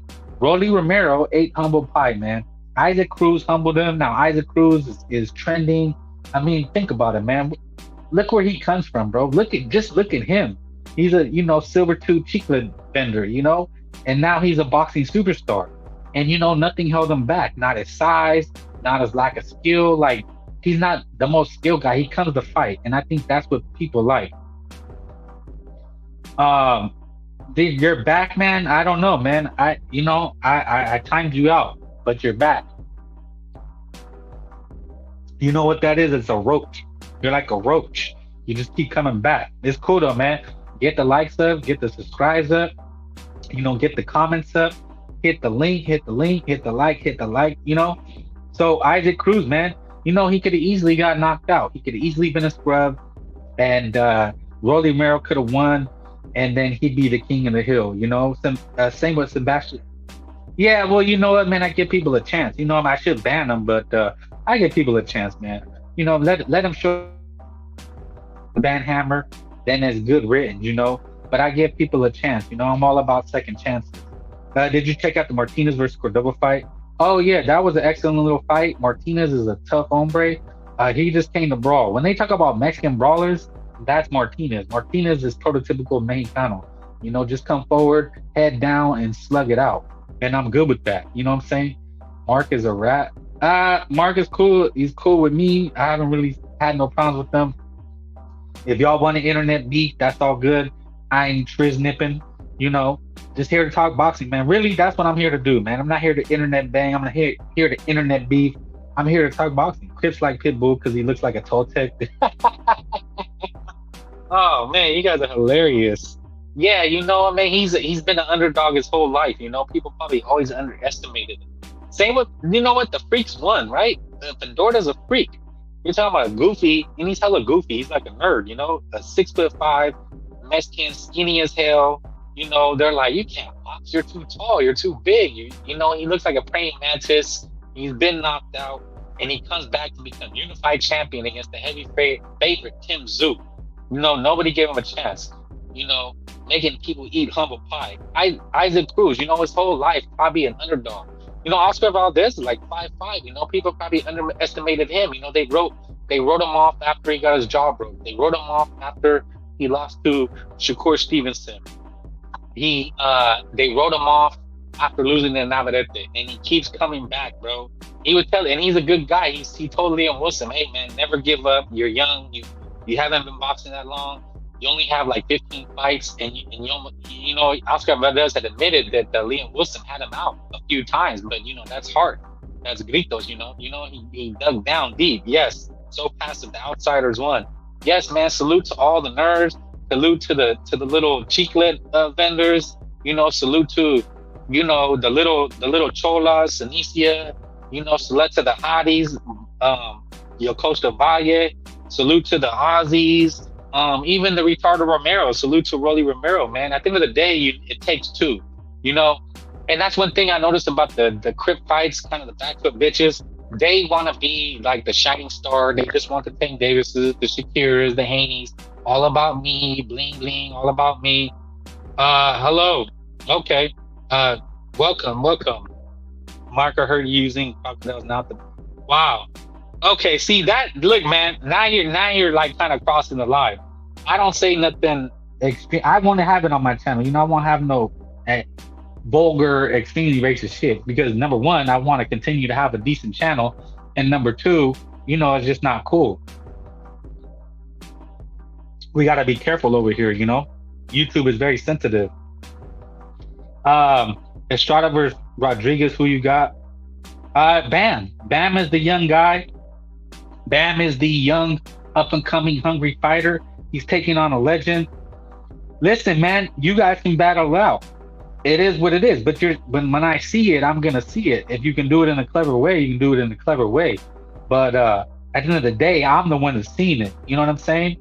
And salute everybody in the building. Like, comment, subscribe, hit the link if you want to come talk some boxing. We're here cooking, you know, cooking with grease, as they say. And we're breaking shit down. You know, what's next? I mean, these guys gave us, you know, and that's the thing, man. They were all great fights. I mean, they were all great fights. You know, even Liam Wilson was an excellent fight. Liam Wilson and Valdez was a banger, was a bloodbath. I mean, they were rocking, stocking them. They were slugging it out. I dropped the link, man. I've been dropping the link. Like I said, like, comment, subscribe, share, hit the link, get on, talk your shit. It's free smoke. You know, speak your piece, speak your mind. This is Frank Bay talking boxing, man, with a banger weekend. You know, it's not often that we get those. You know, the upcoming schedule. I think Diego Pacheco, Richard Hutchinson versus Gustavo Lemos, I believe. I'm not, you know, I don't know how. Richardson is extremely boring. The last time I seen him, he fought Jose Zepeda in a snoozer, and we just seen Jose Zepeda get stopped by Dalton Smith. The only next thing that is big is Devin Haney and Ryan Garcia, but even that has kind of lost its luster because of all the drama. But so it's really rare that we get these big boxing weekends. So Top Rank gave us a good weekend. This was the first card by Amazon event of the year, and it was good. I mean, look, man, I'm not one of these people. I'm not gonna bash PBC. I'm not gonna hate them. I am gonna say they do suck sometimes. You know, their fighters are very inactive, but when it's good, it's good, and that's all we want to see. I think at the end of the day, all we want to see is good fights. And I think as boxing fans, we get frustrated and we talk about the business and we talk about the companies. Frank Matchak can be your mentor. Look, man. Again, you can salute people, but I'm not here to talk about other places. Why would I do that? Yes, Mexican boxing #1. Yes, it was a huge weekend for Mexican boxing, man, and nobody could take it away. Salute. Grab your drinks. I got my Modelo. Hope you're having some good food with the fam, listening to some boxing talk. You know, like, comment, subscribe, hit the link, jump on, share with your friends, with your folks. Yeah, I'm willing to talk with anybody, man. but I'm not gonna promote other people. Like, why would I do that? You know what I'm saying? I think I'm the best. I think I say the most intelligent things. No, I'm just playing. No, I actually love the sport of boxing. I've worked in boxing. I've worked with fighters. Now I don't say that a lot because people think you're capping, but I have. You know. So I feel like I really follow boxing. You know, I can't watch everybody, but I try to. I can't watch every card, but I try to. I watched boxing all weekend. You know, it was exciting. You know, there's March Madness. I'm not into that, and it was awesome. I mean, all you had to do was hear the crowd. I mean, they were on their feet for Isaac Cruz, man. They were just. I mean, it was electric. It was electric, man. You know what I'm saying? It was nuts. Look, man. I mean, all you got to do is see for yourself. I'm gonna just play real fast. There's the left right. Romero in trouble along the ropes. For the second time in the fight, Romero barely standing. I mean, all you got to do is listen to the crowd, man. Listen to that crowd, and you tell me what people like. You know, do they want to see backfoot bitching? They want to see guys running and jabbing and grabbing? I don't think so, man. People don't want to see that shit. Listen to this crowd.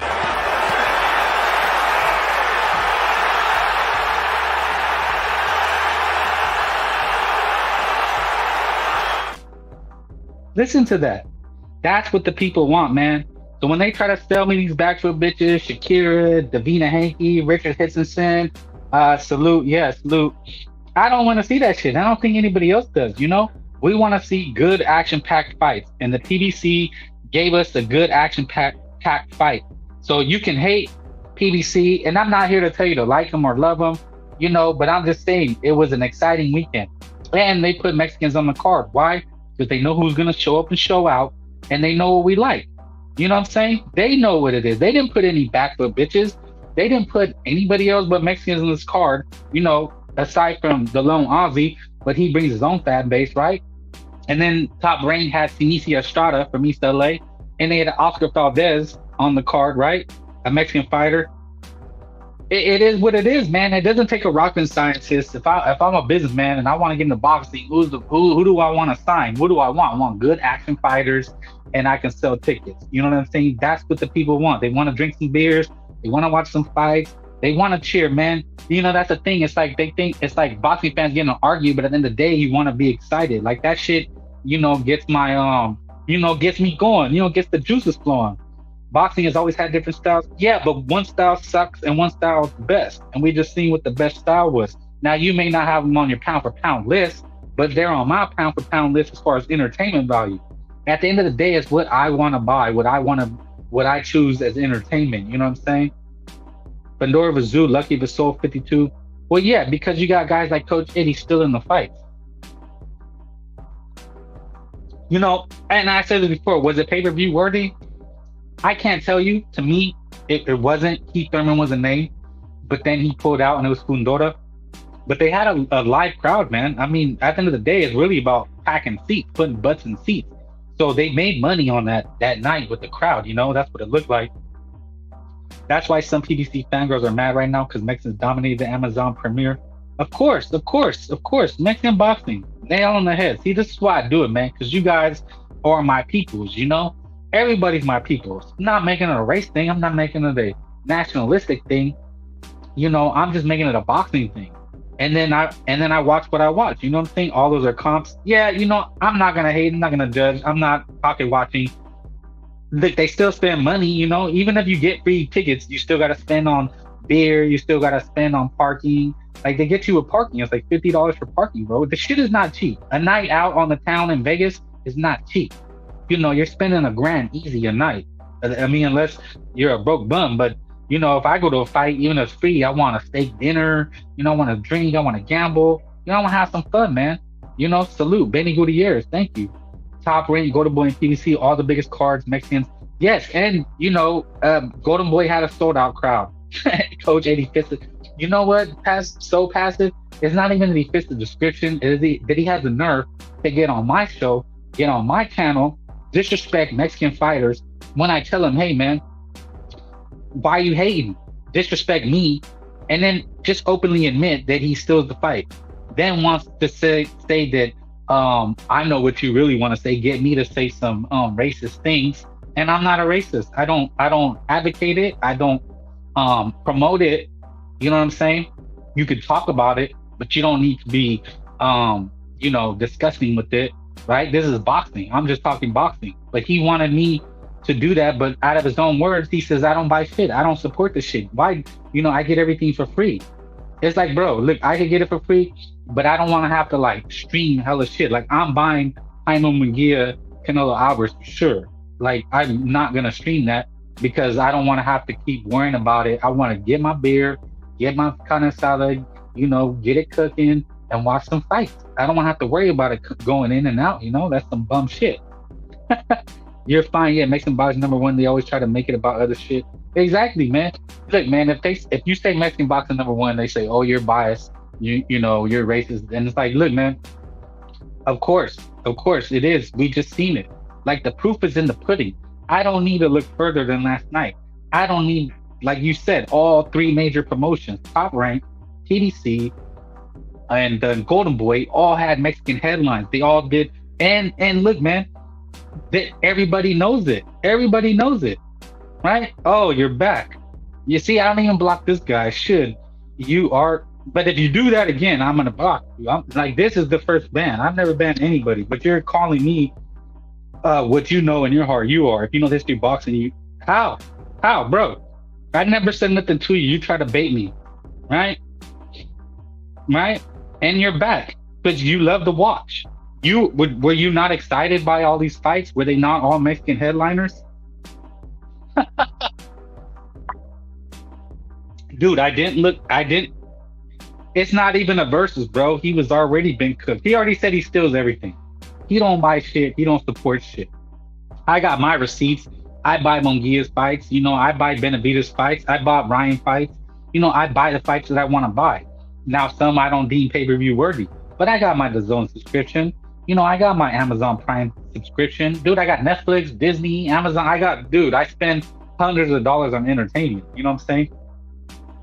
Dude, you're telling the mad right now the truth. Yeah, they're mad. They're angry, bro. They're angry because it was a successful weekend. I mean, there was no snoozers. They were all freaking bangers. And they're all Mexican. It's not a coincidence. You are block me. Look, man, you're about to, but you have no substance. You have no basis. The only racist is you. You know what I'm saying? You have nothing to prove. You can't prove that I am. You can't point to anything I am. If I was, I probably wouldn't have a channel. YouTube is very sensitive. They know better. They're not going to allow people to spread hate speech. So you can't say that I've done that. I don't spread hate speech. I don't believe in that because I wouldn't want my family or my children to go that route. You know what I'm saying? I teach them respect. So at the end of the day, I teach respect. It's all about respect. Of course, I respect all fighters. I respect African-American fighters, Mexican fighters, European fighters. I respect all of them. But, I can point to Mexican boxing #1.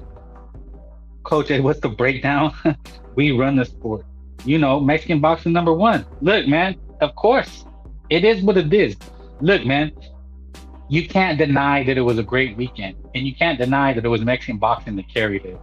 Look, and you know how I know this is because what do we have next? Right? We don't really have much going on because nobody's doing anything. The next thing we have is Ryan Garcia, a Mexican fighter, headlining versus an African-American, Devin Haney. And we know who's going to bring the numbers. We know who's going to sell, Isaac Bermudez, salute Isaac. Real one supporter. I thought Tim Tszyu would win, but damn, white people writing Tim Tszyu so hard. He had one job and he's confident winning. Yeah, Isaac, here's the thing, man. We've broken it down, but I'll break it down again. A lot of it is just reiterating. I'll reiterate. Tim Tszyu is screwed. Okay? They're writing hard because he was screwed. You had Terrence Crawford calling him out, Earl Spence calling him out. He's the cash cow. He brings a lot of eyes. He brings money. It was supposed to Keith Thurman. Then Keith Thurman pulled out. That was screw #1. He was screwed over. He should have pulled out. He should have said, I'm not doing that. Why are you mad Mexicans are on top, Ed? Exactly. He's angry. He's punching air right now. Because you know what hate is, man? Here's what hate is.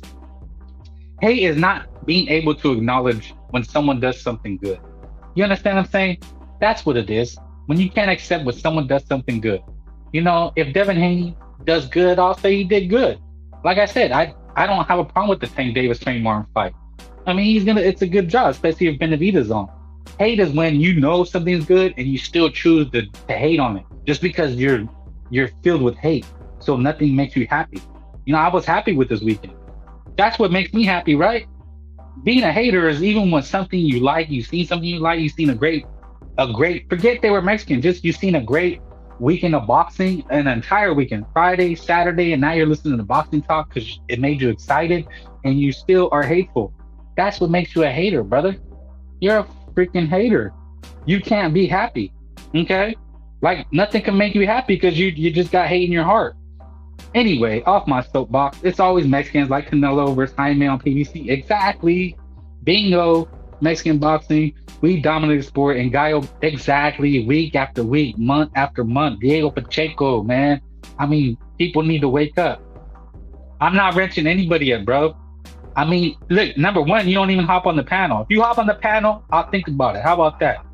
Like, comment, subscribe, hit the link, hit the like, hit the like. You know, Quentin, David, 2-time WC beat. Okay, that's the Benavidez top. Yeah, like, and all those guys. Yeah, haters. Maybe Jay Will and Ed and Coach are. No, you're not a coach. Morris are the same person. This was the best boxing weekend in history. One of them. Facts, bro. And it's not a coincidence who was the key. Who sold the fight? You know what I'm saying? Even Rolly Romero, I think he's half, but salute Rolly Romero, man. You know, I know people are hating on him, but he sold the fight. Salute Kim Tszyu, man. Salute Liam Nilsson, the Aussie. All great fights, man. Salute Yokosa Valle, man. David Benavidez in September or vacate Canelo. We'll see. We'll have to wait and see, man. But Canelo and Munguia is next. That's what's next, baby. Well, Ryan Garcia and the Davina Hanke. But you know, in boxing, man, that's the only thing about boxing, bro. It's like in the NFL, NBA, you got games every day. You got, you know, games every week. You have big games. You got playoffs, and you got the Super Bowl. You know, in boxing, the Super Bowl right now is Canelo Alvarez. You know, say what you want, but May 5th, September 16th, are the dates reserved mostly for Mexicans. Mayweather had those dates, but look, man, that's all you need. It's not a coincidence. The biggest dates in boxing are Mexican dates. Cinco de Mayo. I mean, if you can't see that, and then September 16th, Mexican Independence Day. Both the biggest dates in boxing, right? And they're Mexican holidays. So that's all you really need to know, right? Golden era boxing too. Bunch of haters that Pitbull was impressive with one. Well, actually, Pitbull's getting a lot of love on social media, brother. He's actually getting a lot of love. People respect it. Like I said, man, most people are not haters.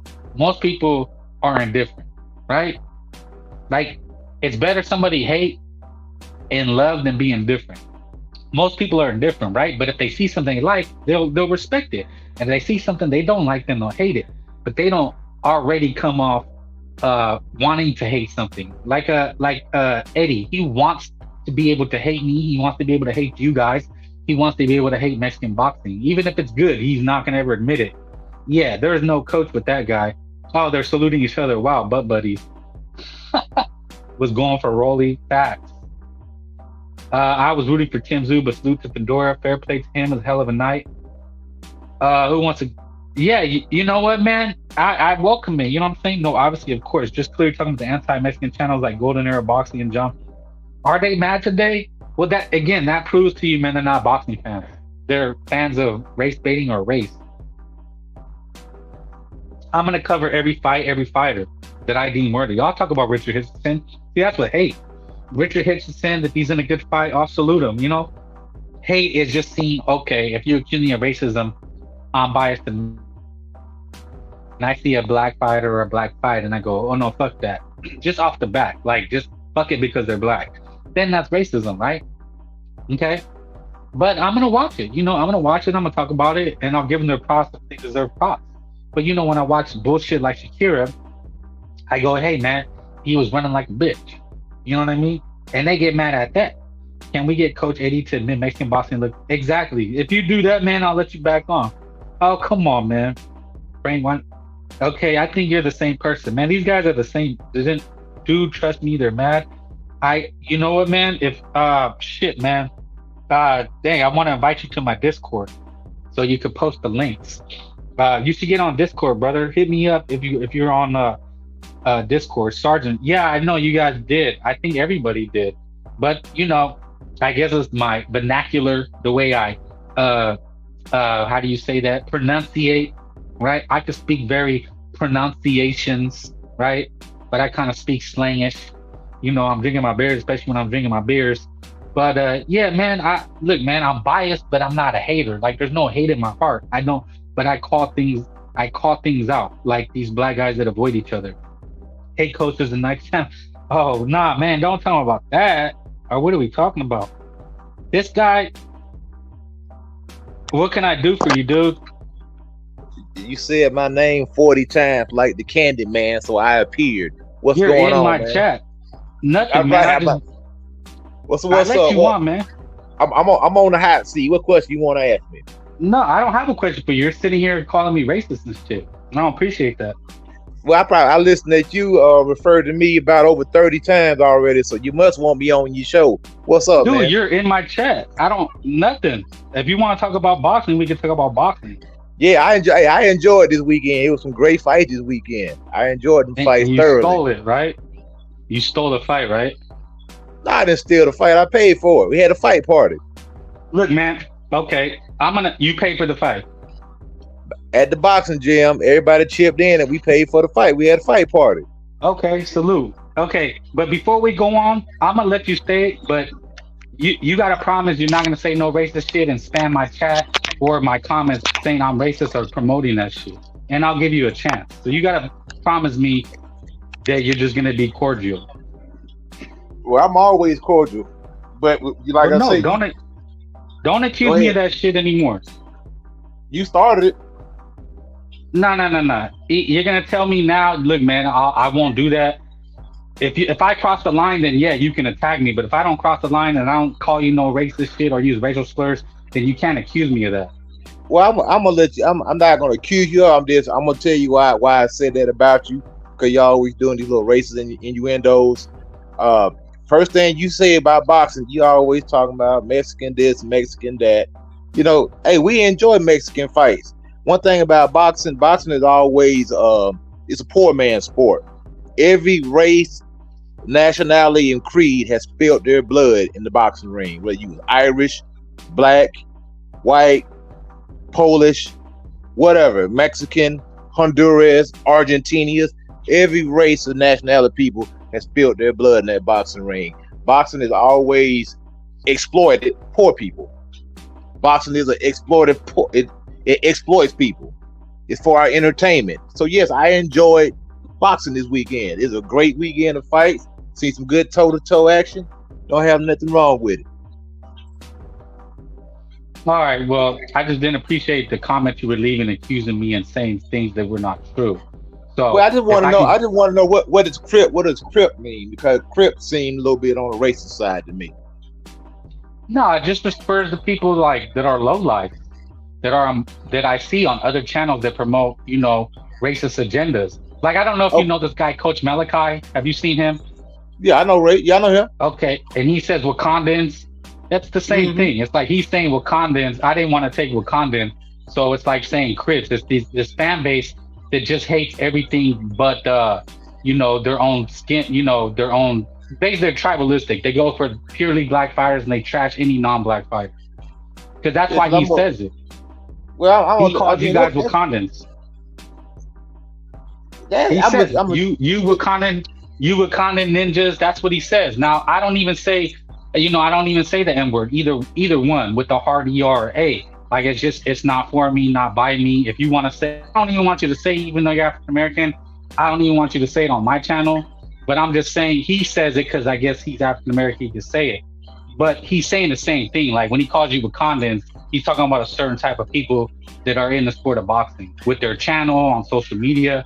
So fair is fair, right? Okay, yeah, I agree. Now check this out. I got a question for you. Would you agree that there are some racist Mexican boxing fans? That's a yes or no question. Would you agree to that? Yeah, of course. But they're not here. They're not. I don't give them a platform. They're not going to come on here and say a bunch of racist shit because I'm too smart for that. Like I'm on YouTube. I have to be politically correct. I have to, I can't be saying a bunch of N-bombs. I can't be saying a bunch of, homophobic rants. Like it just hate speech, right? Like you can't go down that route if you want to have a channel, if you want to be able to talk certain subjects. So if you're on here saying I'm doing that, or you're in my comments, like, I can't have that. Because you have a lot of racist people in your comment. I'm not here. I don't censor, but again, I don't censor anybody. Yeah, If I did, I would have banned you. Right. And I understand that. I'm not saying you can't control what everybody else is saying, but at the same time, if you ever go back and read your comments, you have a lot of racist people in your comments, man. No, I don't. What lets me know that what you're pushing attracts those type of people. Dude, I let you in here. I let that guy Jay Will. You see, he posts bullshit. He says shit about Mexicans. I don't ban him. It's just if you go full on hate speech. Like I could say Crip, I could say Wakandan, you could say cab driver, flat-footed Mexican. You can say those things, but hate speech is a whole different level. And I'm just saying, if I have anybody on here, I'm not gonna let them have hate. I'm not gonna let them have hate speech. Like I'm just not gonna let them. And I'm like we talked about it last time. You know, boxing is a tribalistic sport. Boxing is also a super racist sport. You look back into the 1900s, boxing is very racist. In the Jack Johnson days, boxing is extremely racist. So at the end of the day, at the core of boxing, that is a part of boxing, whether people want to admit it or not, it's still there. Well, I'm gonna be honest though, the biggest racism that I see is coming from African Americans on YouTube, on social media. That is the biggest racism. If you go to these guys, Dante Boxing Nation, if you go to Ego, these Blue Blood, they just consistently bash Mexican boxing, and basically European. They call them UK bums. You know, the most I see is African Americans being extremely racist on social media. So, you know, channels like mine. Yeah. Go ahead. Are you familiar with what happened when Jack Johnson won the heavyweight championship? Well, look, man, I don't want to go into all that. I don't even want to go into the race thing. If you want to talk boxing, I'm just telling you, I don't want you on my show or in my comments doing that, because it's just not true. If you want to battle people in the chat and accuse them, then go ahead. You can do that in the chat. But I'm saying, as far as, you know, coming on and talking or in the actual comment section of videos, then, you know, I can't have that. So if you want to talk boxing, you can even bash Canelo Alvarez. I'm just going to push back and saying I believe you're only doing that because you're African American. I mean, you know, how is that not just a little bit racist?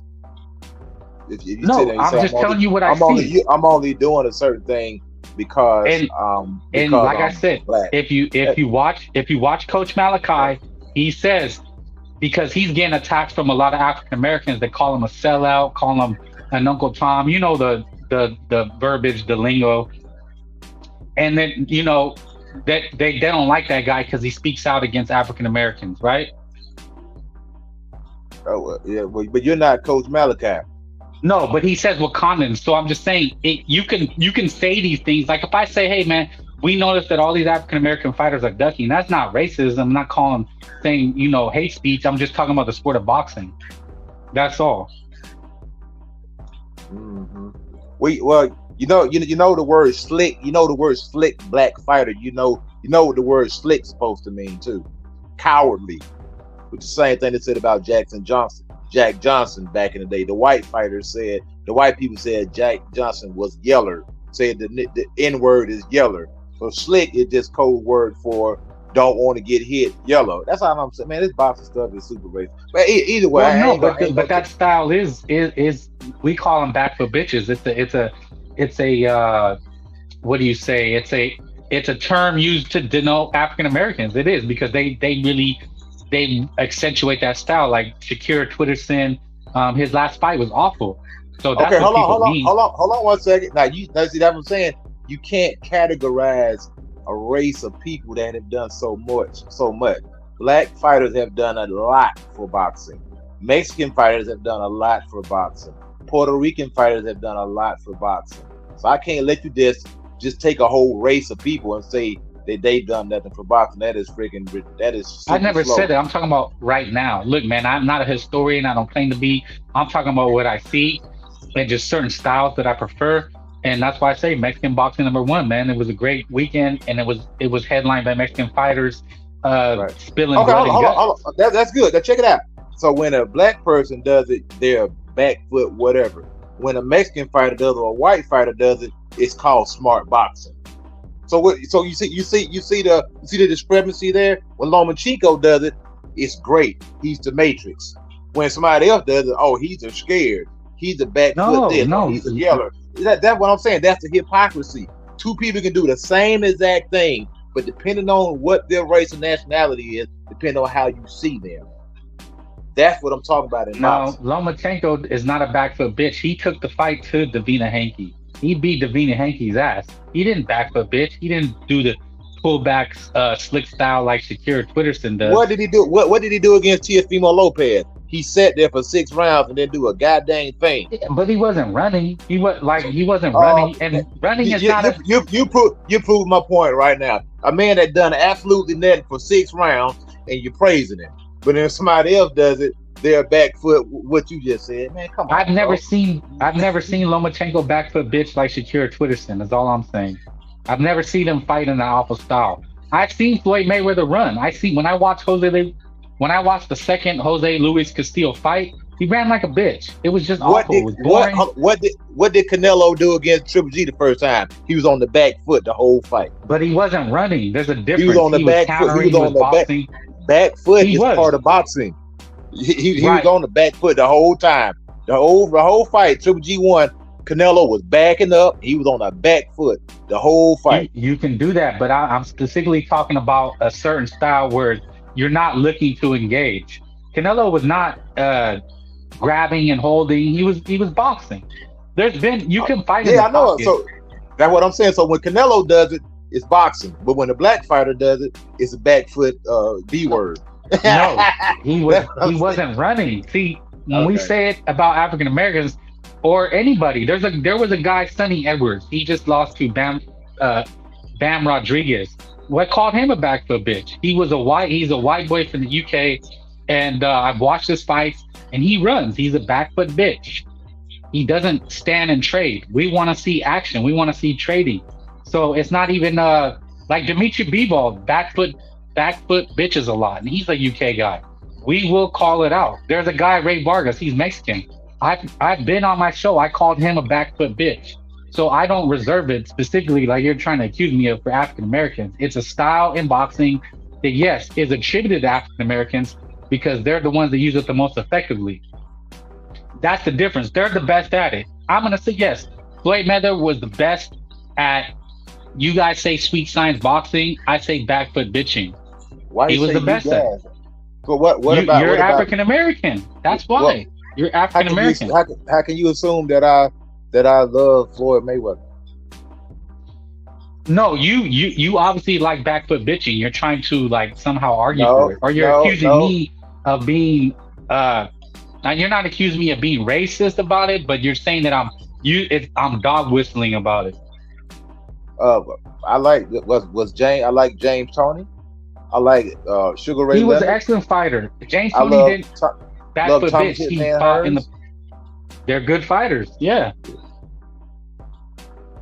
So I like all kind of styles of boxing. But at the same time, you say you want to see action. Yeah, that's good. A fan-friendly fight is great for us. It's bad for the fighter though. If you go to YouTube, sometimes you can see where they are now. Half of these guys can't talk. They're fumbling around. They don't have no balance. They rocking back and forth. They got brain damage because they're trying to be fan-friendly, trying to please the fans. At the end of the day, the fans don't care anything about you. They just want to see blood. So these guys, they got to box. They got to box smart, and they got to preserve themselves. That's how Sebastian Fundora got knocked out the first time, trying to please the fans, trying to be fan friendly. And then you see in this second fight, he was able to use his brains and use his height and reach and come out with the victory and fight smart. So I guess you can say Sebastian fought on the back foot all weekend, but that back foot style got him that back foot style got him a championship this weekend. He did not fight like a back foot bitch. He was in front of Tim Tszyu the entire time. He just was jabbing.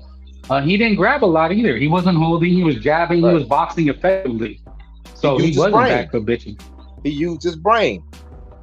He fought. Yeah, but you can still brawl and use your brain. You can still brawl and use your brain. It's not like, see, that's where they get it twisted. They try to say because the Mexican brawls or they have a certain style that it's not using your brain. But it's still using your brain. but that's what I'm saying. But when people say Mexican style, they try to just relegate that style to just some type of rock'em sock'em robot, and that's not true. Mexicans are very skillful fighters. They don't just stand there in front of you and just you hit me, I hit you. You look at Juan Marquez, great fighter, the one that fought Floyd Mayweather. I mean, I know Floyd beat him, but at the end of the day, he's a good fighter. There's a lot of great Mexican fighters who don't just stand there and just let you hit them. They use boxing criteria. They use counterpunching. They use footwork. They move their head. Salvador Sanchez was once a lot of great Mexican fighters who don't fight in that so-called Mexican style where they just stand there and just bang each other out. But that's when a lot of people say, "Oh, Mexican, they just stand there and bang each other out," and that's wrong. They don't just stand there and bang each other out. Yeah, that's what I'm saying. I mean, the whole who fights like what? Look, man, in today's age, like the UK guys, a lot of them like to box. They're not gonna say stand and trade. You know, like Dimitri Bivol, he's not gonna stand up. He's actually a better boxer than most people. They get credited for being great boxers. You know, and he's European. So, you know, and some African Americans slug it out. Like there's a guy in Billy. He's actually Canadian, but he's I don't know if he's African. Well, he's African, but he's a black guy, and he bangs it out. You know, so I think the thing that you're getting confused is you think that we just classify or I stereotype, and it's like no, it's just attributed to African Americans as far as being slick, what you said, and back foot bitching, because for the most part they do it the best, and you know they just make boring fights, but not all of them. Yeah, so it's only a few, and with the rise of the internet, it is you know, a lot of people try to emulate each other, so you can watch other people train and you can implement that style of boxing. I'm gonna use Canelo Alvarez for instance. Canelo Alvarez learned a lot of boxing from black fighters. Most of his spar partners are black that he spars with. I'm not telling you I'm telling you what a fact. This is a fact. Boxers learn from each other. Black people learn from Mexican fighters. Mexican fighters learn from black fighters. Boxing is universal. It's a universal language. So everybody's gonna pick the best out of everybody's style and try to implement that in their style.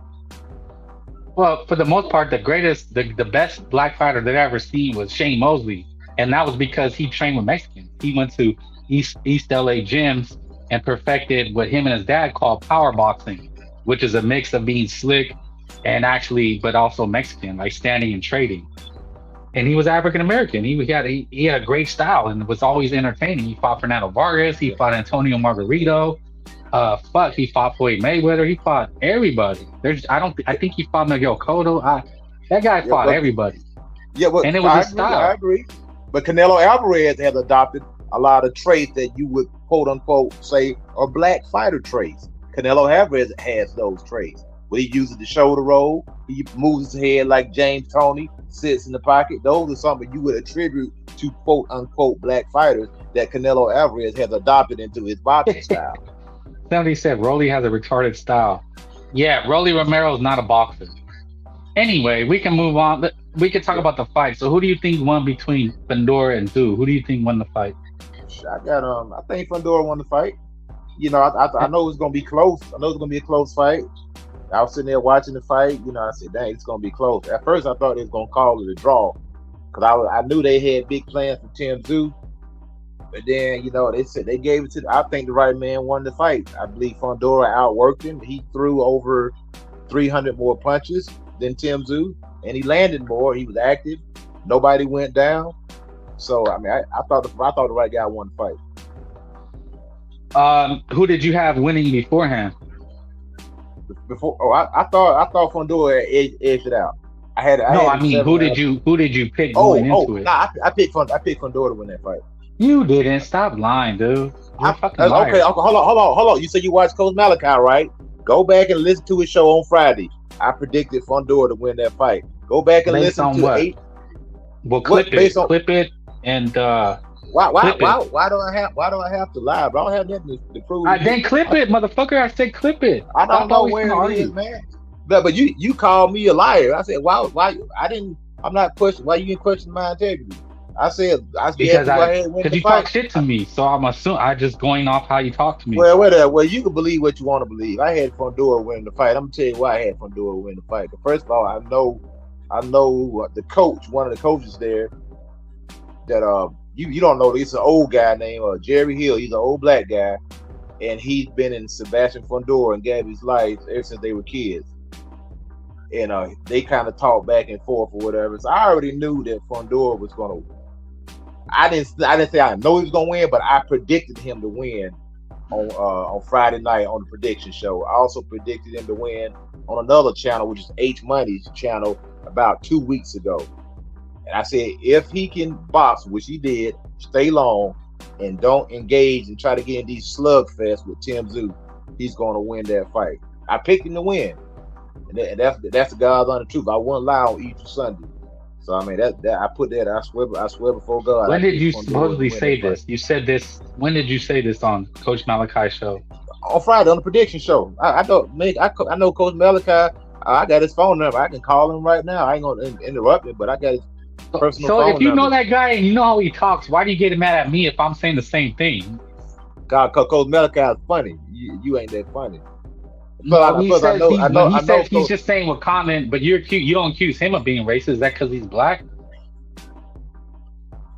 I say I know Coach Malachi. I know he's a good guy. I know him I've been on the channel probably a year and a half, 2 years. No, I understand, but he calls out these guys what I'm doing. I'm doing the same thing, but I'm just saying a different type of word. And then you jump, you're gonna say I'm this and I'm that. So, but look, that's I'm not here to litigate whether you're racist or not. I thought we were talking about boxing, man. So okay, but I'm just using that so that you don't do it again, and you go, hey, man, maybe I was being unfair to you. Just the last thing, because you made you said like I have something to hide. I'm like, I told you, I said, Eddie, if I had something to hide, I would never let you on. Like that has to tell you something, right? Like if somebody is racist or has some, they don't want you to challenge them because they just want to spit their nonsense, right? But I let you hear and I let you talk because I don't have anything to hide and I don't try to, capture anybody.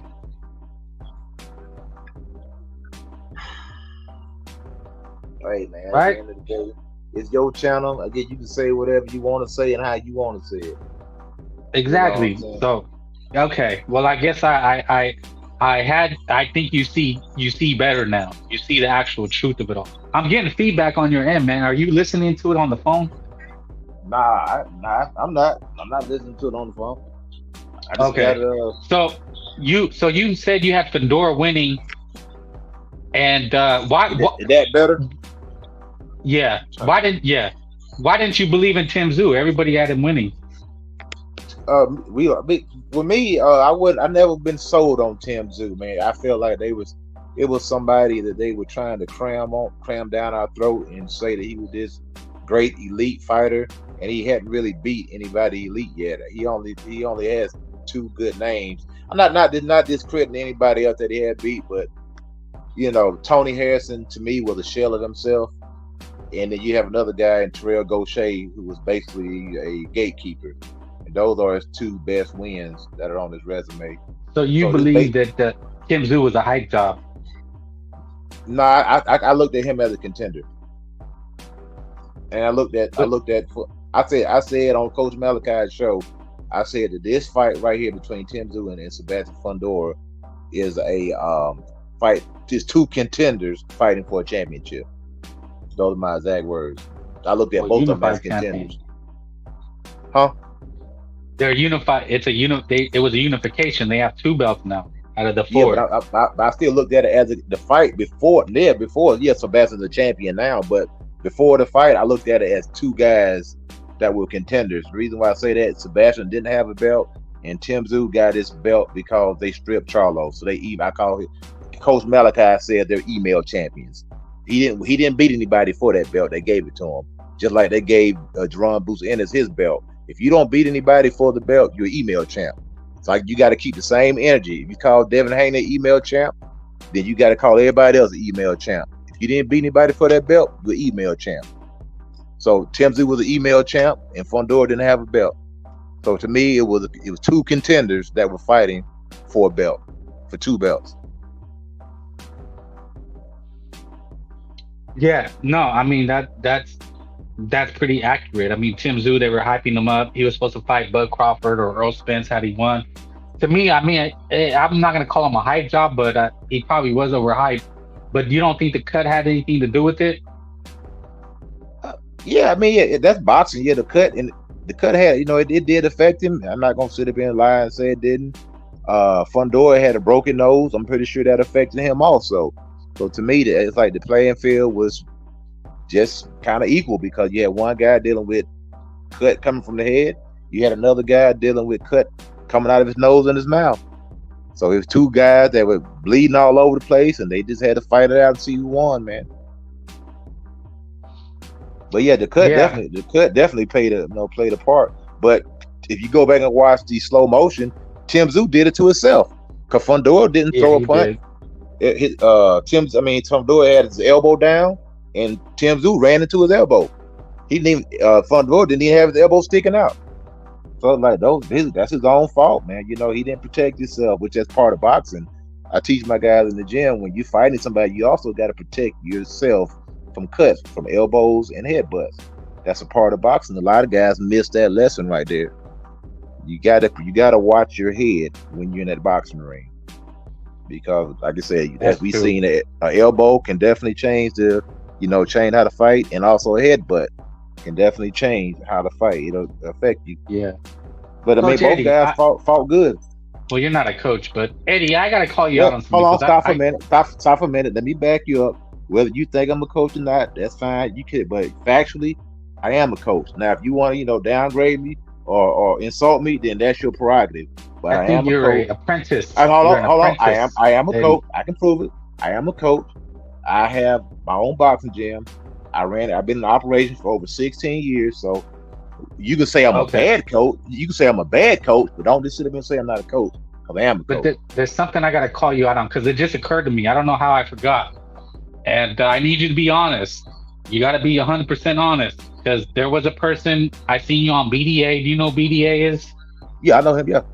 Okay, you were in the chat and you had came after me. You said, you had said something about that faggot, Frank Bay is a wetback. You called me a wetback in the chat. Was that sir. You? Nope, not me. I don't use them type of words. I have the screenshot, Eddie. It's Show Edward it to Morris. Me.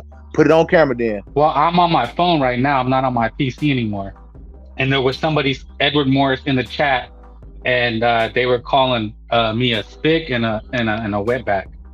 Nah, I don't believe that. Well, it was. I seen you in the chat, and then that person was saying spick and wetback, and it was under your name and your avatar. I don't believe that. You gonna have to show me that. I didn't. It wasn't you? Nope. Okay, I don't know why somebody they would troll you. So you're saying it was a troll account? Must have been. I don't use that type of terms. Okay, man. Well, I have the screenshot, but I can't show it. So if you say that wasn't you, then I'll give you the benefit of the doubt. But it was under your avatar. You have like a purple avatar with an E or something. And then Edward Morris. You're Edward Morris, right? Yes, I am. Yeah, and you said my name on BDA's chat, and then it was Edward. You said wetbacks and spits. So nope. I guess somebody is pretending to be you.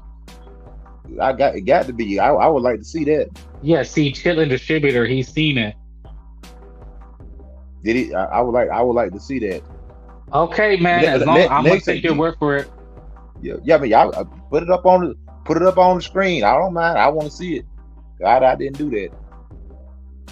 Okay. Well, somebody's vouching for you. Somebody said they seen it, and somebody is vouching. I had forgot about it, but I remember it was the last BDA, not the last one, but sometime last week, a BDA show, and someone was using Edward Morris and saying Frank Bay's a spick, and he was talking about border hopping, and it was really ugly, really nasty work. Nah, border hop, that ain't even something. That sounds like a white boy. You ask me. I just wanted to make sure I don't it wasn't use you those type saying of terms. all that ugly stuff. Because, and I only say that because you were accusing me, but I guess we can move past that. So, how do you feel about Fundora and what he should do next? Man, to be honest, man, I know what the Well, people let me give you want. the options. Should it be immediate rematch? Should it be Earl Spence, or should it be Terrence Bud Crawford? To be honest, man, he really probably need to go get the most money as he can, man. I'm not sure how long he can hold on to those belts, but he need to go ahead and maximize his earning opportunity. I mean, it's Tim Zoo's management fault if they did not put a rematch clause in that contract. That just goes to show your arrogance and your stupidity. So if they didn't put a written rematch clause in that contract, if I'm Fundora, I'm going for the money. So here's Coach Eddie saying Fundora should go for the money. What happened to when I say that's what Canelo's doing and you're hating? That's what I'm saying. Why does everybody hate Canelo for going for the bag? You hate it, but now you're actually advising, if you were his advisor, his management, Fundora's, go for the bag. Like, make it make sense. It's a difference because Fundora. See, here we go. No, listen. No, you asked me. Fundora is not a multi-millionaire. Canelo is worth over $2 million. No. It's either for the sport. He's a multi-millionaire. He's a multi-millionaire. Well, let me say what I'm saying, and then you can rebuttal. For the sport, it should be an immediate rematch with Tim Tszyu. But that would depend on Tim Tszyu, because I don't know if you've been listening. I said, I don't think Tim Tszyu, if you're his management, you'd want to do that. Like, it's going to take at least 6 months to get back. Like, that cut was brutal. It was a tough loss. Like, he's going to need some time. Maybe you want to tune up again. Like, you don't want to go right back into it. So let's say that happens. But it should be Tim Tszyu for immediate rematch. Or for boxing, it should be Terrence Bud Crawford, because that guy's the best right now. He's top 3 pound for pound. It should be Fundora versus Terrence Bud Crawford. But if we want to go with Eddie's, advice is no, go for the bag. Because yes, the bigger money fight would be Earl Spence versus Fundora. Because I don't care, yes, people think Bud Crawford walks on water, but he can't sell. He's chasing the Canelo bag. He doesn't want to fight. So yes, fuck it, go Earl Spence. But you don't agree it should be for the sport? You don't think the best fight for the sport is Terrence Bud Crawford? Well, at the end of the day, boxing, it doesn't matter what I think as a fan. If these boxers got to do what's best for them. You know, yeah, I can sit up here, I can complain, I can gripe, and I can moan about what I think. But like I said, at the end of the day, I'm not the one that's getting in the ring. So Fundora, if he wants to, rematch Tim Tszyu, pay more power to him. But if you want to go ahead and, get some generational wealth and go ahead and set yourself for life, then I go ahead and fight Errol Spence. That'll be the smart thing to do. Okay. Go ahead and get your money. Well, see, there it is, man. I always catch you guys in your lies and hypocrisy, because in one instance, you say it's okay for this guy to do it, but not the other guy. Which I understand what you're saying, because I see, that's the thing. I actually agree with you, but I just don't agree how you guys have such a double standard. Well, the thing about it is that Sebastian Fundora is not running around beating his chest claiming to be the best. Canelo is. So if you're claiming to be the best in your division, then fight the best in your division. Now, David is no longer in your division, so you don't have to fight him anymore. But Sebastian Fundora is not running around beating his chest, saying, I'm the best, look at me, I beat everybody. No, Sebastian Fundora doesn't have the resume that Canelo has. He doesn't have the names on his resume. So, like, to me, Sebastian Fundora is a new champion. He's stepping into a position where he's able to make a little bit of money now. So, hey, more power to him. Go ahead and make you some money, man. Oh shit! But as long as you don't have a problem with the hypocrisy, then I don't either. That's not hypocrisy, because Canelo says he's the best. He's been saying he's the best for years, but he hasn't been fighting the best. How can you claim to be the best if you hadn't beat the best? Eddie, it doesn't matter. The sport is a sport. You're only arguing Canelo's chasing the bag. Why is that wrong? You can't use because he's already rich. We don't know. Maybe he has a gambling problem. Maybe he has a drinking problem, and he gambled all his money away. He needs money like everybody else. I don't like when people use that argument, well, he's already rich. Like, you don't know what people are buying or doing. Maybe they want to have more money. You can't hate somebody because of that, but then congratulate this guy and say, oh, he should either you fight the best, fight the best, or you go on the business side. Like, you can't have it both ways.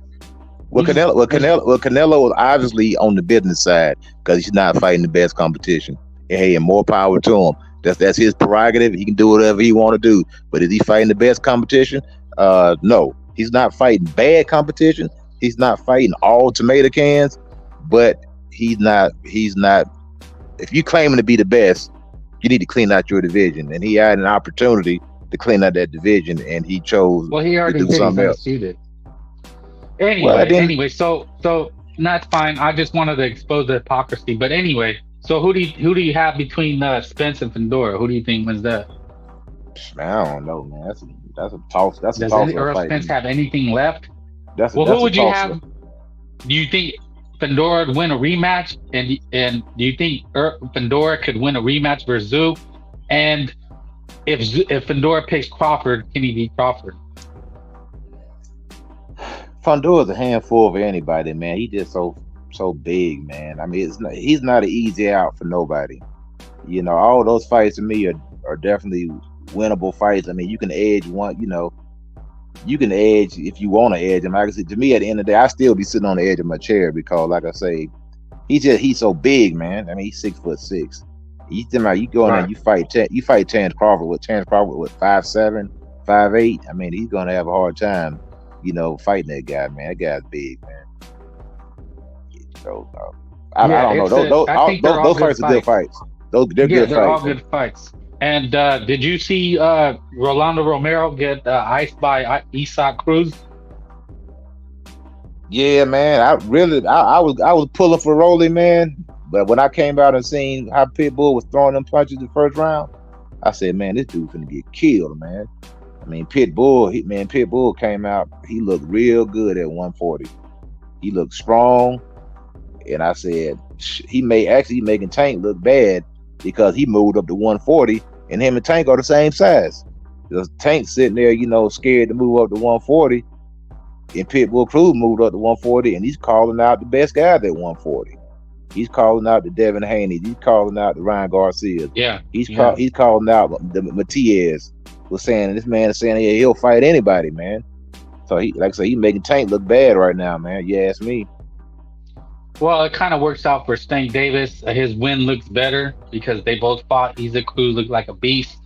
I think he gives Tank Davis said out of his own mouth, I don't ever want to fight this guy again. But he has business to handle against Frank Martin. So do you think Isaac Cruz can beat any of the top guys, Tio, Haney, or Matias? Oh yeah, definitely. Especially, I mean, I think he'll beat Tio. Cause me, I don't consider. Yeah, that's my opinion, man. Take. Whoa, Isaac Cruz beat Teofimo Lopez, and Tio's fighting a bum next week. I don't even want to talk about him.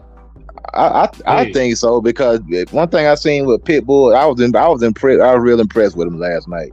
I ain't even gonna lie, cause I thought Rolly was gonna win based off of Pitbull's last performance. He didn't look that good to me, but he came in at 140. I seen that dude, how big he was and his back muscles, and I said, dang, man, this dude big as crap, man. And then, you know, he got that real big head, man, so you hit him, you can't hurt the guy, man, because Rolly landed some good punches on that guy, man, and he walked right through it like it wasn't nothing, man. And I said, man, he'll be a problem for any of those guys at 140. I think he beats T.O. I'm gonna tell you, it will be a fun fight at 140. It would be Pitbull versus Gary Antoine Russell. You got two guys. Definitely fireworks. That would be a banger of a fight right there. That would be a banger of a fight right there. Those two guys, two aggressive guys. Yeah, one on the southpaw. I gotta say with Isak, man, you gotta go for the bag. You're not gonna get a bag against Gary Russell. No, you're not. You fight Ryan or you fight Tank Davis again. I think those are your only options. Ryan, if he gets by I think Pitbull will beat Ryan, man. I think Pitbull will beat Ryan. It'd be look, man, Isak Cruz makes for great fights. I don't know if he can get by Davina Hanke, but I think he's a tough out for anybody. And you're claiming he beats Teofimo. Teofimo can move, man. Teofimo he's a hell of a fighter, man. I don't know if anybody beats him. But his style. He can look lethargic. He could look slow, no snap. You don't. It's just you don't know what Teofimo you're ever gonna get. That's the problem with that guy. He's too inconsistent. And another It thing is. that I'm not a fan of about. I'm gonna say this. I think it's kind of messed up. Like we talk about the top guys at 140, but most of the guys that we are saying that are the top guys at 140 are guys that came up from 135 and automatically just skip the line because they have star power or they're supposed to be the best guys. And really, what we're seeing or what we're claiming to be the best guys at 140, to me, are not the best guys at 140 because you skip right over Gary Antoine Russell. He's a tough out for anybody. In that Yeah, division. but Eddie, you gotta use your own logic. If you go for the bag, you gotta go for the bag. Like we can't pick and choose who we want to go for the bag. But Eddie, I gotta wrap it up soon. I'm just gonna finish up with these. What did you watch Oscar Valdez versus Liam Wilson? No, I didn't see that fight. I was watching the pay-per-view. I didn't even check that fight out. Okay, well then I guess we had Isaac Cruz, Sebastian Fundora. You think Fundora should go for Spence, and then who would you want to see? Isaac Cruz versus Stank Davis next, if Stank is successful. I don't know if Tank might not want to get back in the ring with him, man. I don't think he does. I think Tank Davis, he'd rather fight Shakur Stevenson than Isaac Pitbull Cruz. I think that's what I mean. To me, I think Tank Davis need to go ahead and fight everybody at 135, try to unify. You know, that way he can go ahead and say, "Hey, I'm an undisputed champ." You got an opportunity to do it. You just got to get in there and fight those guys, and then that way, unless Pitbull wants to move back down to 135, I don't see Tank going up to 140 fighting Pitbull because then everybody's going to. I think that he should get a good money fight and then go for the big fight, kind of like an in between fight before another major fight, get paid again, and then then see what the future holds. But yeah, Eddie, I'm gonna start wrapping it up. Yeah, man, as long as you promise to be decent, you've been decent today. As long as you weren't trolling me on BDA, then you're more than welcome back. So you're not gonna leave no more bullshit comments, right? You're gonna like and leave a decent comment this time. Yeah. I'll always give you a thumb. I'm gonna like, and you was a lot better today too. I think we got an understanding now, so that's all I ask for. You know, I don't like you call it dog whistle and all this stuff. I mean, and like I said, it's your channel. You can say whatever the heck you want to say. But like I said, if I see something, I'm gonna point it out. You know, and I'm gonna call it out. I don't condone hate speech. I've never said nothing hateful. And I just don't want someone to accuse me of that or claim it unless they could prove it. Well, you can't prove it. You can't prove it in somebody's heart. Look, man, a lot of the things is entertainment. It's entertainment. You know, we make jokes here. I make some pretty sketchy clips. I don't know if you watch my clips. I've seen it. You know, black people eating chicken. Ha. Yeah, that's pretty funny right there. Nah, man. I show a lot of other stuff. Come on, some stereotypical stuff on there. That's something somebody made, dude. I show women. I show everything. It's entertainment, you know. But I don't condone hate speech. But it's entertainment. There's still gonna be some things that are comical, right? When you go watch a comedian, they make fun of black people. They make fun of Mexicans. Like Mexicans make fun of Mexicans if you go to a comedy show. You know what I mean? Hey, man, this your channel. This your platform. You run how you want to run. No, but I just don't want you to say that hate shit anymore. Leave it in the past. We're on a new road. So you're welcome back. That's all I'm saying. All right, then, brother. Well, you have a good one, man. All right, man. We'll continue. Are you gonna buy? Wait. Hey, Eddie. Yeah. Are you gonna buy Munguia and Canelo now? Nah, I'm not. Wow, that's hater talk. Come on, man. You bought this fight. You bought PBC. Is it because you support you want to support black business? Nah, actually, that was a good fight, man. I was interested in the. Man, Canelo Munguia is gonna be a banger. What are we talking about? Man, it's gonna be a better fight. I'm a long time hater of Canelo. I didn't just start hating him. I've been hating this guy since the HBO days. Okay, at least you're honest about it. So I'm not gonna support this guy at all. Man. Okay, it is what it is, man. But I think you'll be disappointed. I think you're gonna miss out, man. You look, man. We'll talk about it later. I gotta wrap it up. All right, But, cool, man. hopefully hit the like. So hit the like, comment, subscribe, guys. Thank you for sticking around. Just kind of gonna wrap it up here.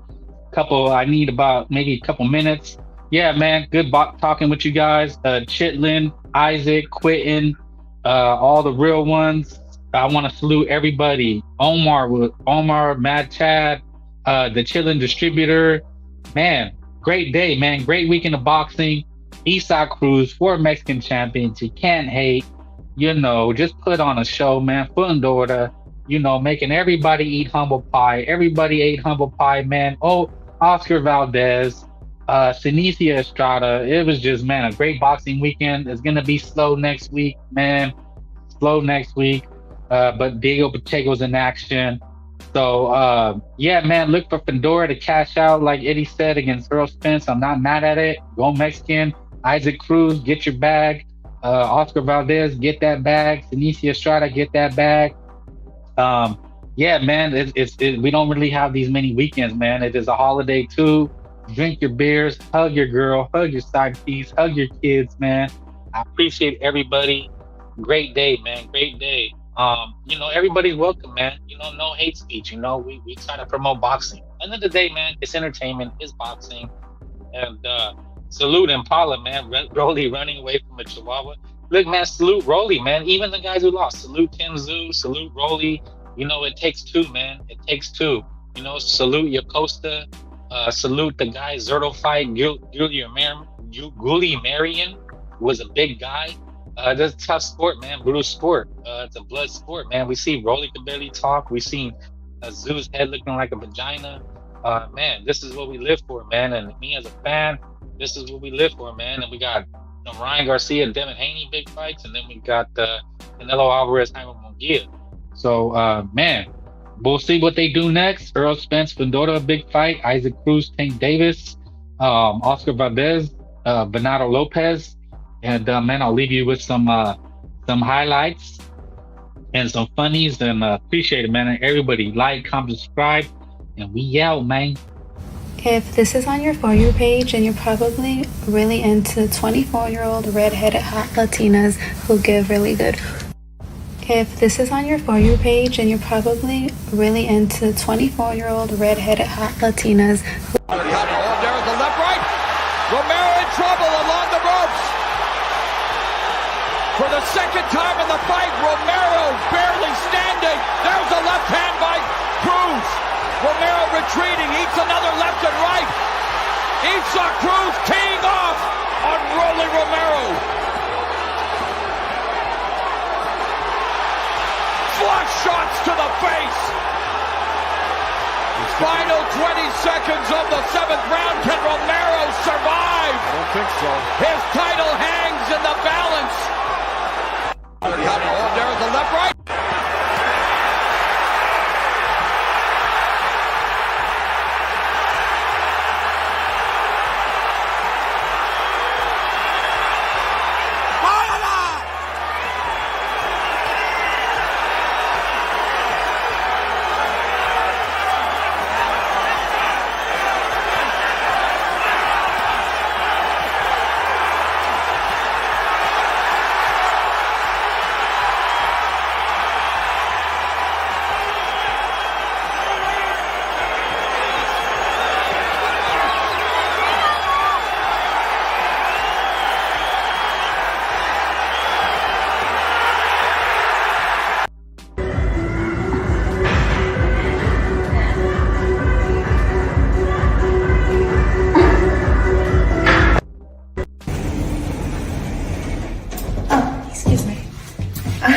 It was my keys. Yes. That's like a Raptor 700, bro. Is it fast? A Raptor 700? Dude, that's sissy stuff. This is a Polaris 350, bro. Dude, this thing is hotter than a $5 pizza. Dude, I fit all kind of women on it. I just took a fat shit on a small toilet, and I wanted to remind you that you can do hard things. I just took a fat shit. You know what I love? Oh my god. Sorry.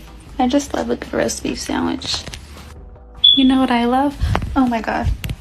Sorry. I just love a good roast beef sandwich.